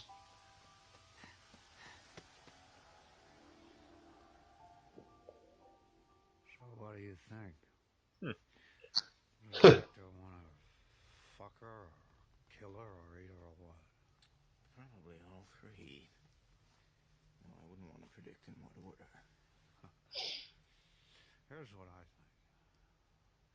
No matter how Bonnie might want to romanticize it and make it Beauty and the Beast, Lecter's object, as I Mason Verger being a bit ironic wearing the wearing the mask. Yeah. Suffering. Hold on, get this damn thing off me. I can't breathe in this thing. He comes in the guise of a mentor, as he did with me and her. But it's the stress. And of course, Verger thinks he's safe because he's got money and power. Yeah. She needs to be distressed to make her attracted to him. Let her see her distressed. Like the damage he And quite a few people said they were uncomfortable watching this film. To which I have to say, you were comfortable watching Silence of the Lambs? Yeah, I mean, it's not a movie that you expect to sit there with your popcorn and be laughing and having a joyous time. I mean, what do you kind of expect from these films? It's like going to watch, you know, a Halloween film and expect to be laughing your ass off the entire movie. No, I don't understand why she didn't turn this over. Yeah, exactly. She's such a straight arrow. She didn't turn it over because she didn't receive it. She didn't receive it because it was never sent. It was never sent because Lecter didn't write. And of course, Paul Crenler's talking to Mason Verger as well. Yeah. So what do you think? I think you'd have been better off if you never got her out of trouble in the first place. Oh, what I should have cut her. I mean, what do you think about the money? 5. Oh, let's just toss it off like 5. Let's say it with the respect it deserves. $500,000. Yeah, that's better, but not much. Now, will it work? It'll work. Won't be pretty. Whatever is. Cocksucker. Never seen this before in my life. Then how do you account for its being found in your office? Your basement? How do you want me to answer that, Mr. Krendler? Let me ask you this. What possible reason might I have to withhold from you? Well, perhaps because of the nature of its content. To me, like a love letter. Has it been tested for prints? No prints on it. None on the last one. Handwriting analysis? Did you ever think, Clarice, why the Philistines don't understand you? It's because you're the answer to Samson's riddle. You are the honey in the lion. Sounds like him to me. Do you mean, Mr. Krendler, like a homosexual? Like a nut with a gun. Excuse me, Director, Newton. Starling, I am placing you on administrative leave. And Starling's still not being taken seriously. No. In the meantime, you remain eligible for insurance and medical benefits. Surrender your weapons and your identification agent.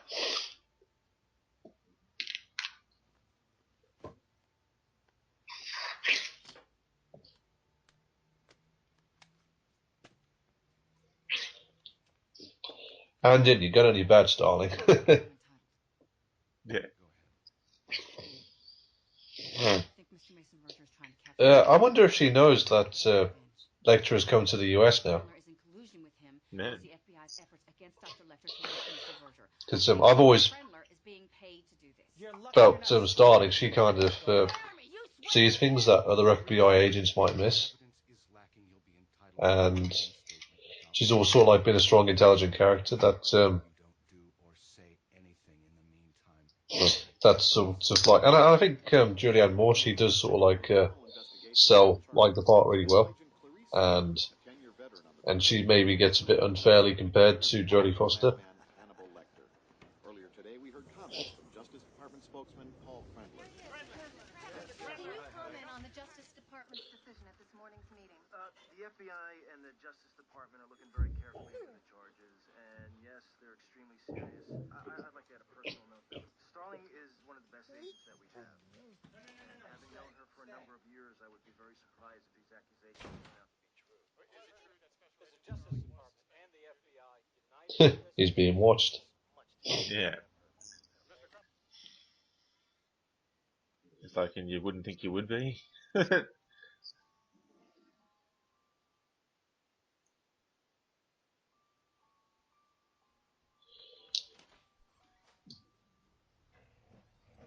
Oop. Lecter just... Yeah. The dog's like, oh yeah, I know you. Walks off. No.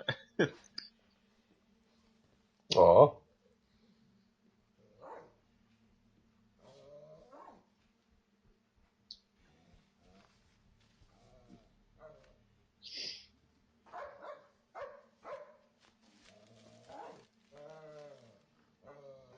Good doggy.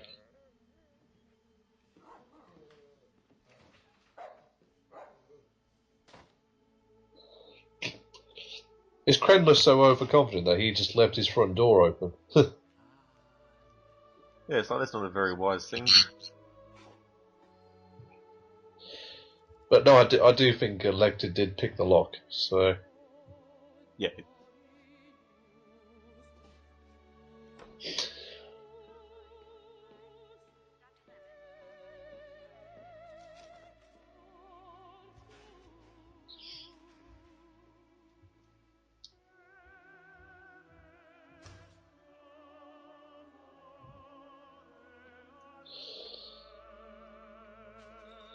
You just look at the ease in which he just blends into things.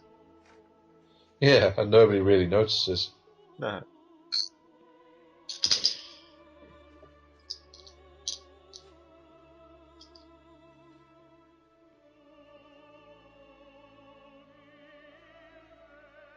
No one's like, oh, you new doctor here or something. No, but he is sort of like... sort of like, as we said earlier, he's sort of like always got everything worked out, and he was like sort of always one step ahead of those trying to find him. I think it's good to have a villain that does that too. That they're not just sitting around waiting, or they're not behind what's happening. They're sort of always a step ahead.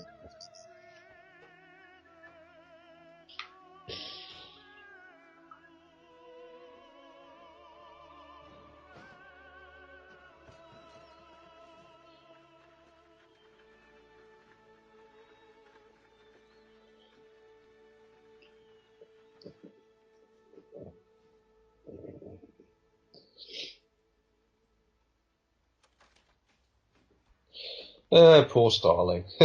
Out on suspension. Yeah.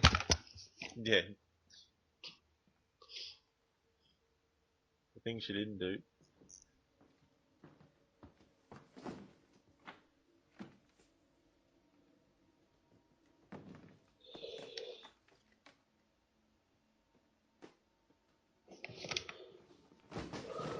The thing is as well, the way how she kicked the box end, you know, she's just sort of like, I don't think Julianne Moore, I don't think she sort of overacts. She sort of like strikes a good balance between sort of like, you know, frustrated and yet, you know, kind of still powerless to do anything. Yeah.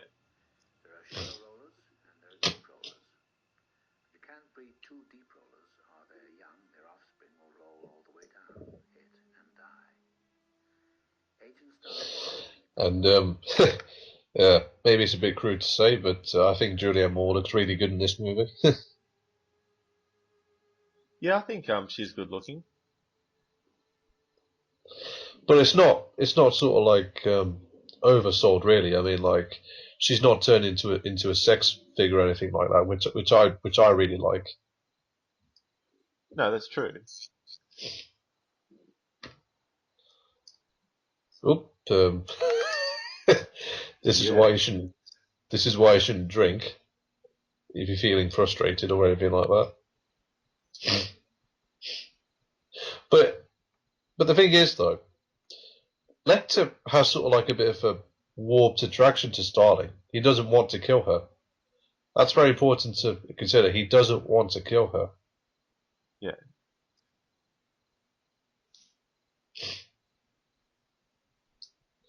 just the fact that like he just casually walked into her house and touched her. Yeah, it's like, make yourself at home. Look in the fridge. You know, grab a bite to eat.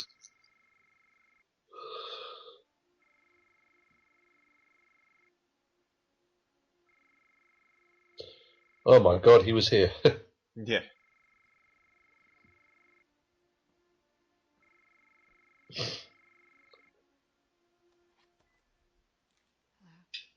Power on that battery is low, Clarice.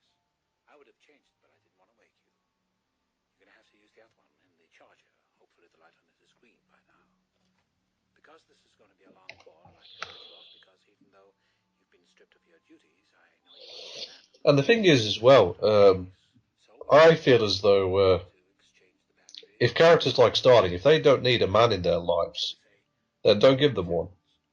You know, if she's strong and independent and interesting on her own and she doesn't need a man, then that's fine. You know, there's no need to sort of like shove in a romantic interest for no reason. Yeah, it's one of those things where I don't feel it's necessary either. It doesn't have to be in every movie, and you know, it's just it can become a tired trope. That's why I like Yeah, in it the can. new Mad Max that Furiosa and Max don't become a love interest, because that would have just been totally against what the idea of the whole story was, and that kind of thing, you know. And it's just, yeah, not always necessary. Yeah, I mean, I do feel Starling is a perfectly fine character on her own. She doesn't need a boyfriend or sort of like a man to sort of like come home to and stuff like that. You know, she's just does her own thing, which is, and there's nothing wrong with that. Well, I agree, you know, because I'm like that myself. You know, it doesn't worry me that I'm single or anything. It's just you know, you just do your own thing with your own life, and no, you don't need someone else in your life in that capacity. You know what I mean? Yeah. Massachusetts Avenue. But yeah, this is interesting too, because as you said before, you had a bit of a an investigation type angle going on with Patsy and that, and now it's shifted into a different kind of movie. Yeah, now it's very much a thriller. Yeah. My life? What is there to say about mine? I have been in a state of hibernation for some time. It's like don't try and find this guy. He's already found you. Yeah. Very healthy.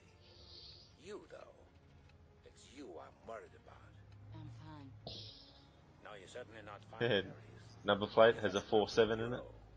The institution only to discover after I noticed that number quite a lot. It's always used a lot in movies too. that in fact it resents you more than the husband and children you gave up to it. Why is that, you think? Why are you so resented, Clarice? Tell me. Tell you? God bless you. Well, isn't it clear? You serve the idea of order, Clarice. They don't. You believe in the oath you took. They don't. You feel it is your duty to protect the sheep. They don't. They don't like you because you're not like them. They hate you. They envy you. So what do you think of this scene, Rod? Mason Berger wants to kill you, Dr. Lecter. I think it's quite intriguing, It's sort of like No one will hurt you. good dialogue happening between them. See, the funny thing is in movies, I don't mind movies where there's people talking a lot. I know it might some annoy some people, but movies like this, movies like even The Thing, and then I just love 12 Angry Men. That's another good movie where there's just a lot of talking in it. Dr. Lecter? Yeah, as long as it's acted well and directed well, then I think dialogue can be interesting. And if it moves along at a good pace like this is. Yeah. Well, I mean, writing dialogue can be hard too, because you're trying to make what the characters are saying seem as if they're coming to that conclusion, or they're thinking of what they're saying in real time, and not make it seem forced. What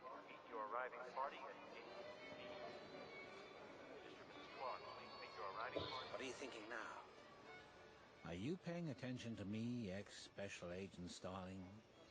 Are you by any chance trying to trace my whereabouts?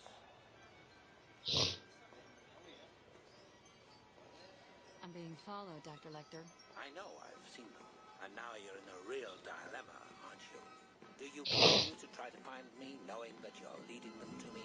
Do you have so much faith in your abilities, Clarice, that you honestly believe you could somehow simultaneously arrest me and them? It could get very messy, Clarice. The scene with the merry-go-round. Hey, Clarice. Yeah? What if I did it? Just watch what Lecter does here. I think it's just like, just really kind of like funny. What if I made them scream apologies? No, I shouldn't even say it, because you'll feel, with your perfect grasp of right and wrong, that you were somehow accomplished. Don't help me. No, of course not. Yeah. Clarice, you were very, very warm. You were so close. Oh, apologies. I still have a bit of a cold today. Getting colder again. Yeah, warmer again. Well, I think And of course, Hannibal Lecter just said the word colder. you're on your own now. Yep. Dr. Lecter? Synchronicity.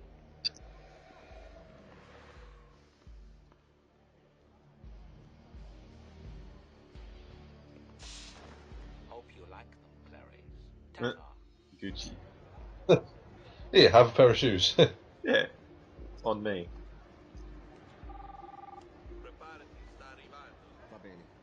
Va bene.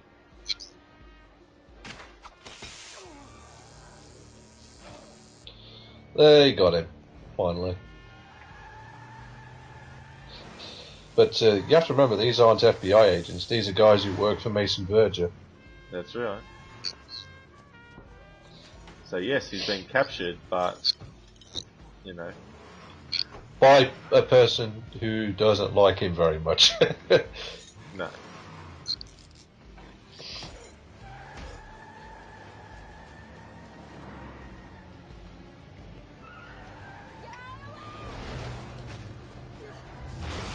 That was close. Imagine filming that scene. Yeah. And I don't believe that was a stunt double. I think Julianne Moore actually did do that. Yeah. I'll ask you one time. Think before you answer. Think about every good thing you ever did. Think about what you swore. 2 men in a van, a third driving, another man down. They put him in the back. I think it was Lecter. I've given you the license plate and I'm reporting it all to you again in front of you. Right? I'll go with it as a kidnapping. I'll send someone out to the local authorities to let us on the property without a warrant. I should go too. You could deputize me. No, you're not going. You're going home. Where you'll wait for me to call and tell you what, if anything, we found. Thank Mr. Verger for letting us look around. Sorry if we inconvenienced him. Not at all. He's always happy to see you.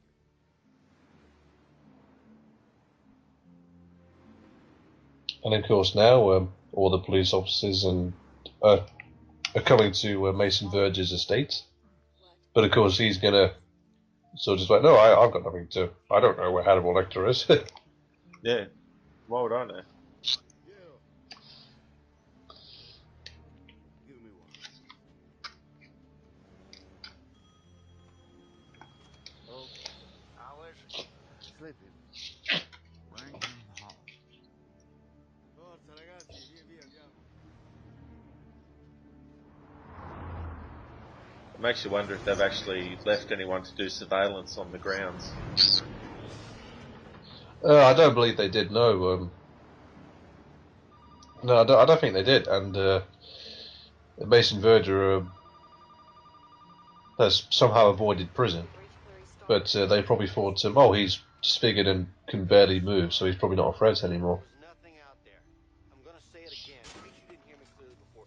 You are not a law officer while you're on suspension. You're Joe Blow. Oh, for your sake, you're in the bathroom.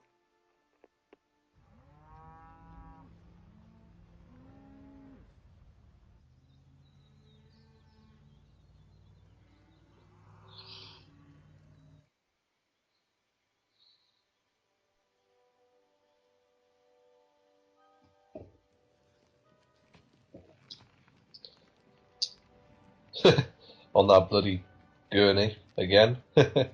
Yeah.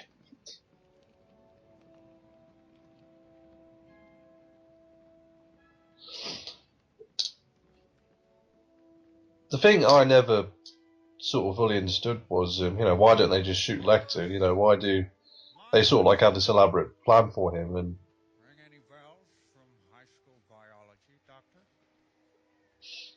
No? Well, I could list its most conspicuous features.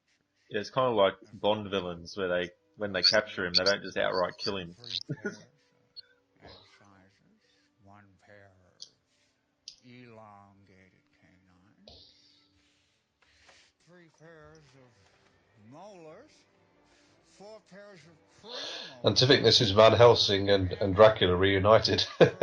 Yeah. 44 teeth. And again, you could argue, in comparison to the things Mason Verger has done, is Hannibal Lecter really that bad, or are they both villains? Be served until 7 hours later. But Well, I'd during say, that you time, could compare their crimes against one another, but the effects overall they're both villains. Yeah, I think so, yeah, definitely. And some have said in this film, Lecter sort of like becomes a bit of an anti-hero, but I think there are some elements to that, but I never felt as though that was... I mean, I've never felt as though that was sort of like, like one of the driving points of the story. I mean, you have to remember, this guy has eaten people. He's a cannibal. Yeah. And it's not like he, did it once and then that was it. He's continued to do it. So he's not reformed or anything.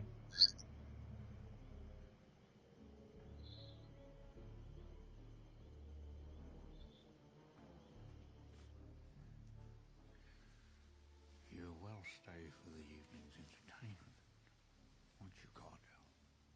If it's all right with you, I think I'd rather not. Rather not? Or will not?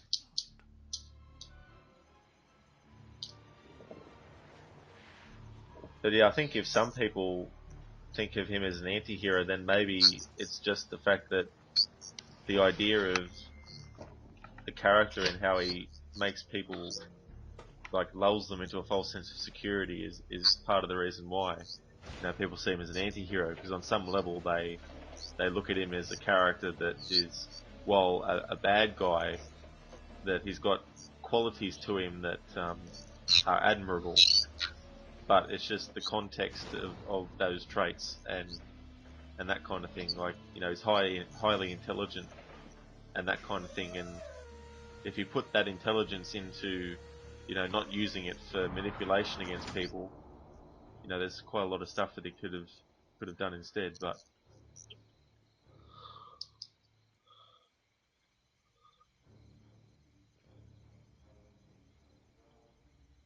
and now he's got the mask back on again. Probably thinking, oh god, I thought I got rid of this thing.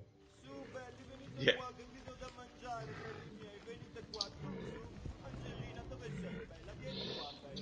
But what do you think of what Verger has in store for Lecter? Yeah, quite an interesting, elaborate sort of thing that he's got in store.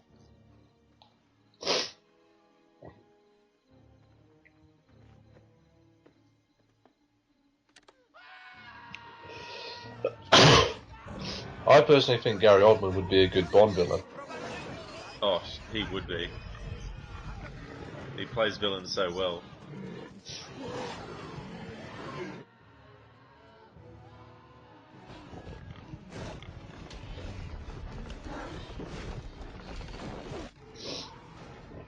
The Boers are hungry. They want some Lecter meat. Yeah. Your little brother must smell almost as badly as you do by now.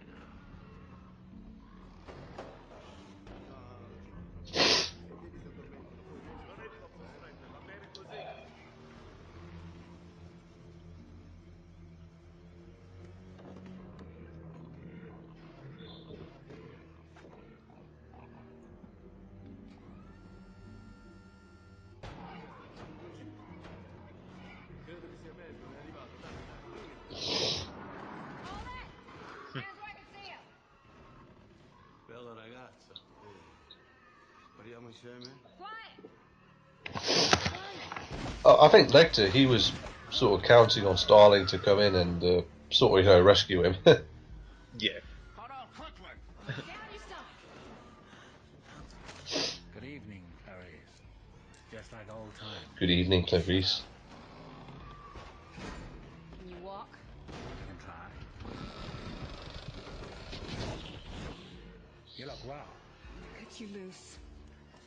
If you touch me, I'll shoot you. Understood. Do right, and you'll live through this. Spoken like a true Protestant.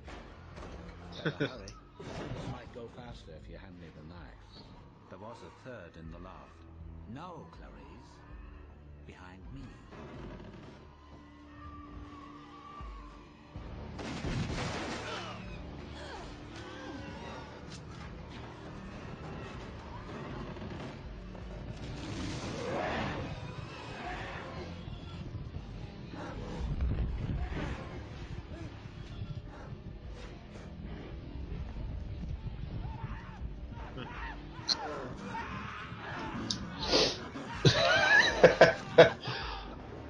Yeah, it's like, you know, they went after them instead.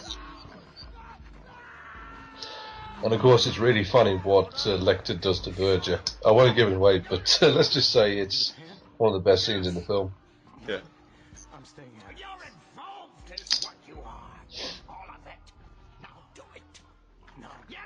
Hey, Cordell, why didn't you push him in? You can always say it was me.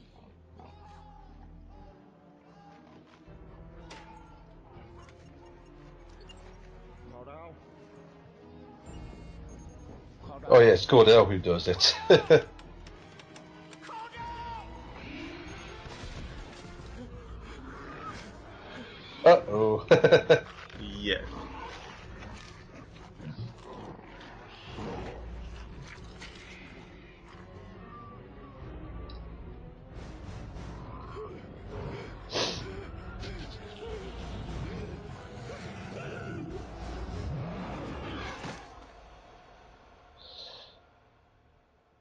Well, I said Mason Verger would get his comeuppance. He did.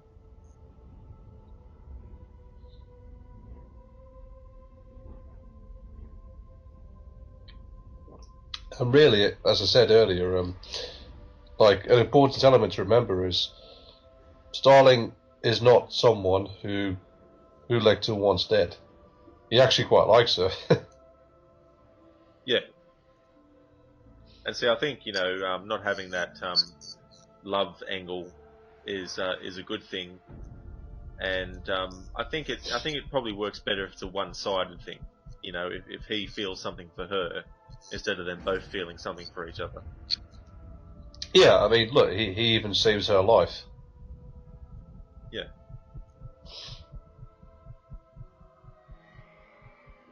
But it does sort of like make you wonder, if he's keeping her alive and he hasn't killed her when he has the chance to, sort of like makes you think, what's going on now? Yeah. I decided to take off early. I'll be at my lake house all weekend. I don't want any calls forwarded either, you understand?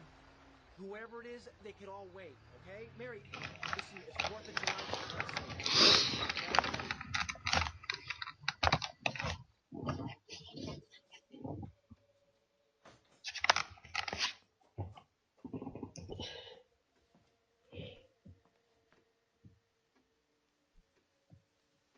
Curious. Curious, my dear Rod. Like, what the fuck? Good, you brought the wine. This...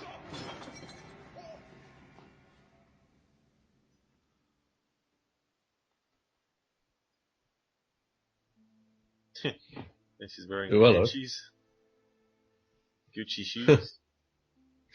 Black dress. Yeah, he played dress-ups with her.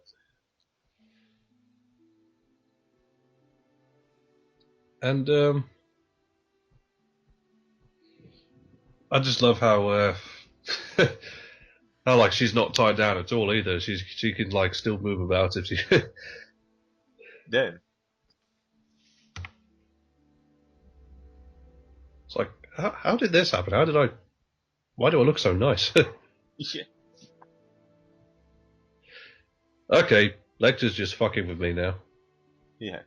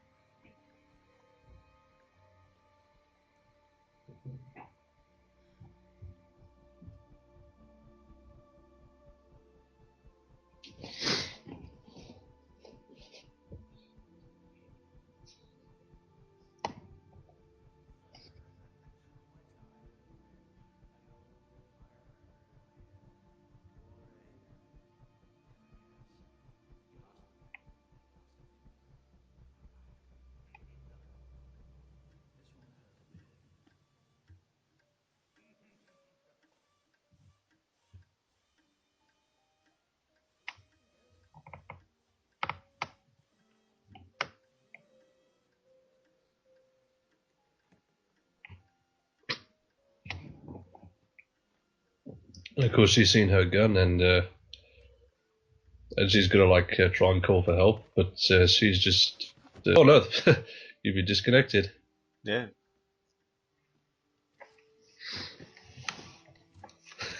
Lecter's preparing supper. Yeah.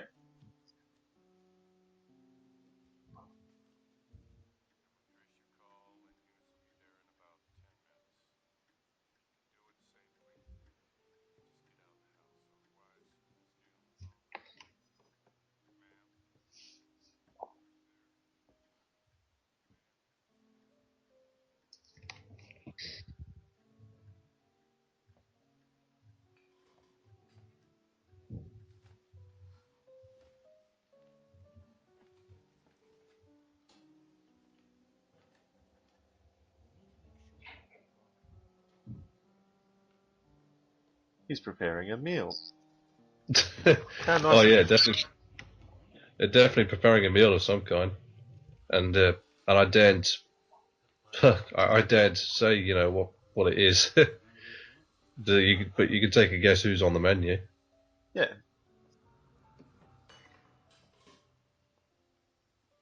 What's the main course? Should never ask. Spoils the surprise. Clarice, what are you doing up? You should be resting. Get back to bed. I'm hungry. Hello, Paul. Paul, don't be rude. Say, I just love how stone Ray Liotta looks. Agent Starling. Yeah.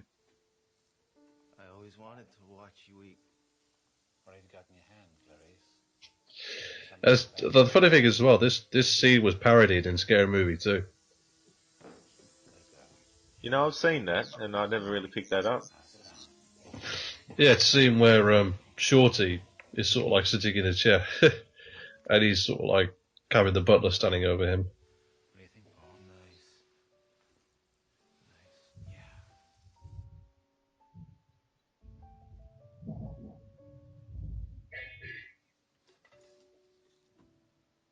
Why don't you say Grace? Me? Yeah. Grace? Sure. Okay. Bow your head. Father, we thank thee for thy blessings and to dedicate them to thy mercy. We are about to receive. Forgive us all, even white trash like Starling here, and bring her into my service. Amen.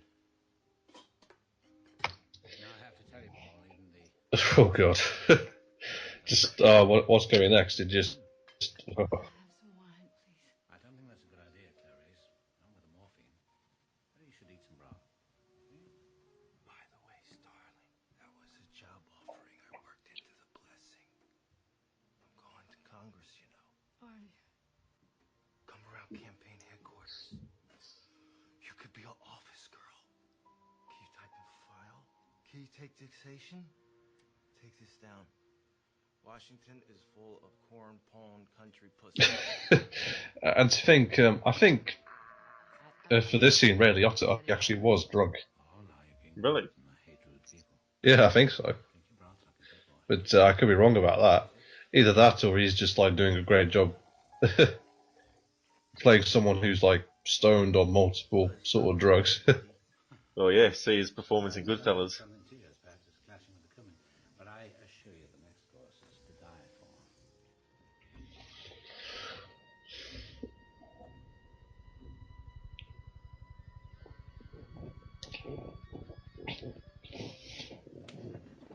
Come on, Clarice. That's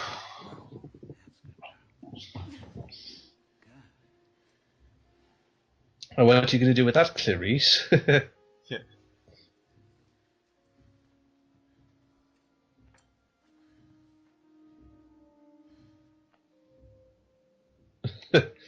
Oh dear. Oh boy. Oh boy. Oh, I don't like this scene.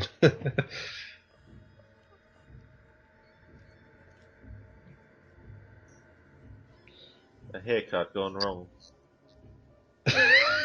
He's been. Yeah. You see, the brain itself feels no pain, Clarice, if that concerns you. This is the scene where a lot of people sort of like felt the movie like loses them. This bit where he.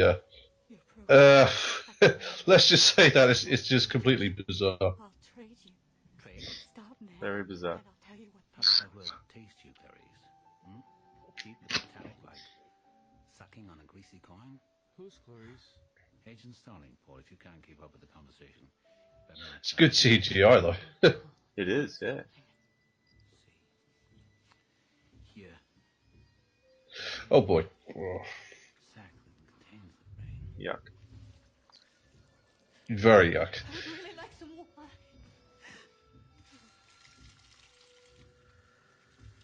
He's cooking pot. That smells great. Because I think, yeah, he just fed him part of his own brain. Yeah. And he's just so whacked out of it. Yeah, have a drink, Clarice. Yeah. It's good to wash down brain matter with.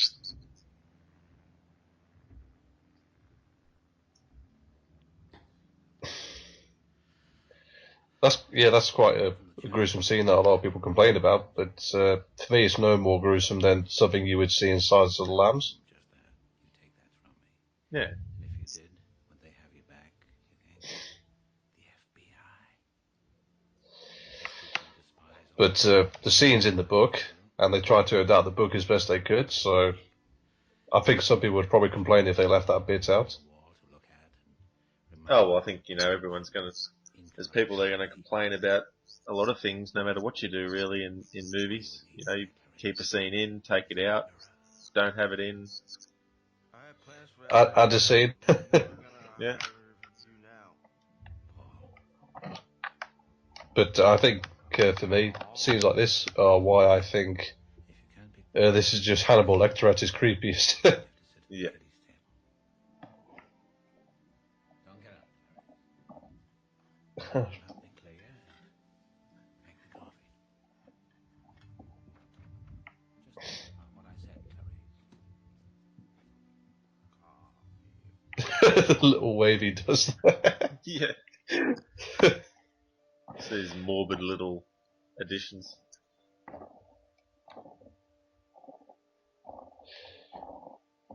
What do you think of scenes like that, Rod? Well, I think it just goes to show how sadistic Hannibal is, and how to him it just seems a natural thing. Like, to me, it's like, ugh. But to him, it's Yeah. like, oh yeah, it's like he went to KFC and just bought brains. Yeah. I came halfway around the world to watch you run, Clarice. Let me run, huh?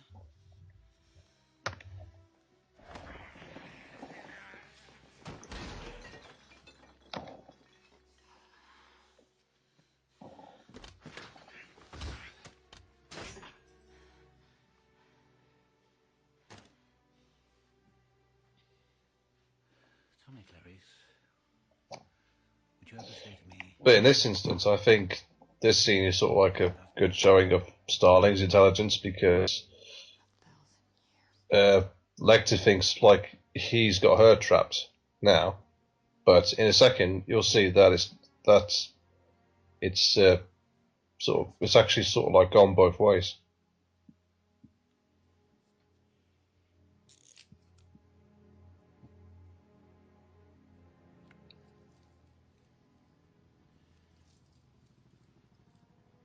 Now that's really interesting, Clarice. I'm really pressed for time. So where's the key? And I think that's one reason why he likes her, because she's in some ways sort of like on the same level of intelligence as he is. I mean, because hardly anyone ever outsmarts Lecter, but I think he likes Starling for the reason that she was able to sort of like, outsmart him. Yeah. This is really gonna hurt. And you might think, ooh, wait, did Lecter cut her hand off? But Or his own. yeah, I like how that's sort of like thrown up into the air and like left ambiguous.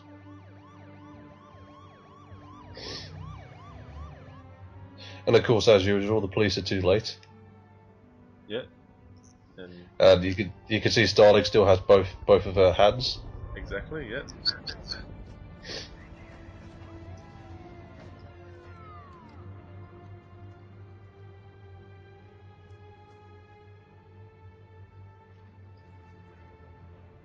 A little dinghy.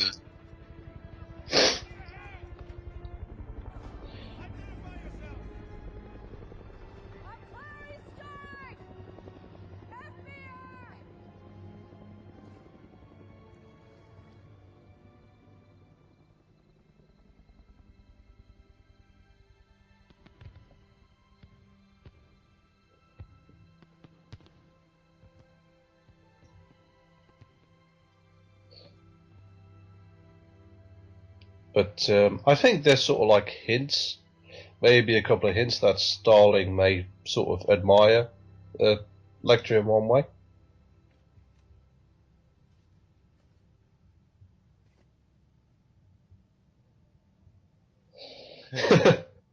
There he is, escaped again. Yeah. I don't know if there are any more sort of like novels after this which continues the story of Lecter. Yeah, I'm not sure either, to be honest.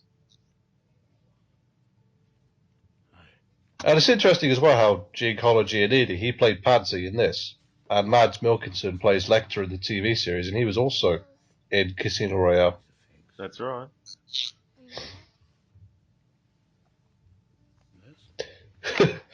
Ooh, can I have some of that? That I don't think you would like. It looks good. Oh, it is good. Can I have some? You're a very careful boy, aren't you? Whenever they gave me. Now, should you? It isn't even food, as I understand the definition, which is why I always bring my own. I was like, is what Lecter so sick that he would give brain matter to a kid? Well, I suppose that's all. But you know, I don't think. After all, as your mother tells you, my mother told me. Oh. It is important, she always used to say, always to try new things. Open up.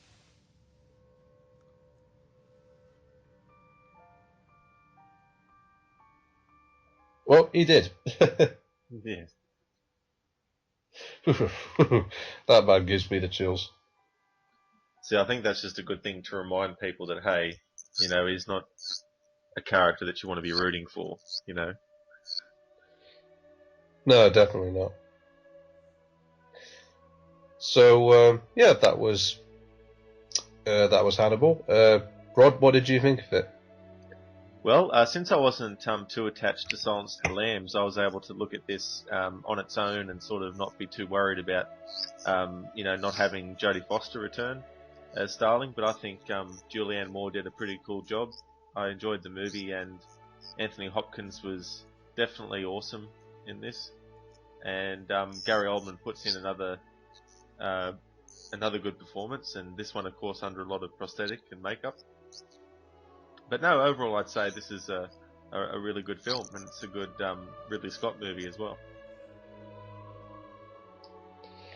I really enjoy this movie every time I like it. My favourite scenes are the ones that take place in Florence.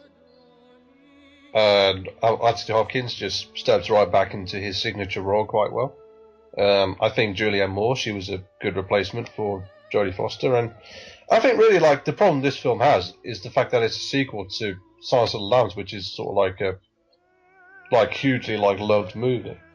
But I think you have to sort of look at this on its own terms, and if you do, like there is sort of like a genuinely sort of good film to like get into and sort of experience.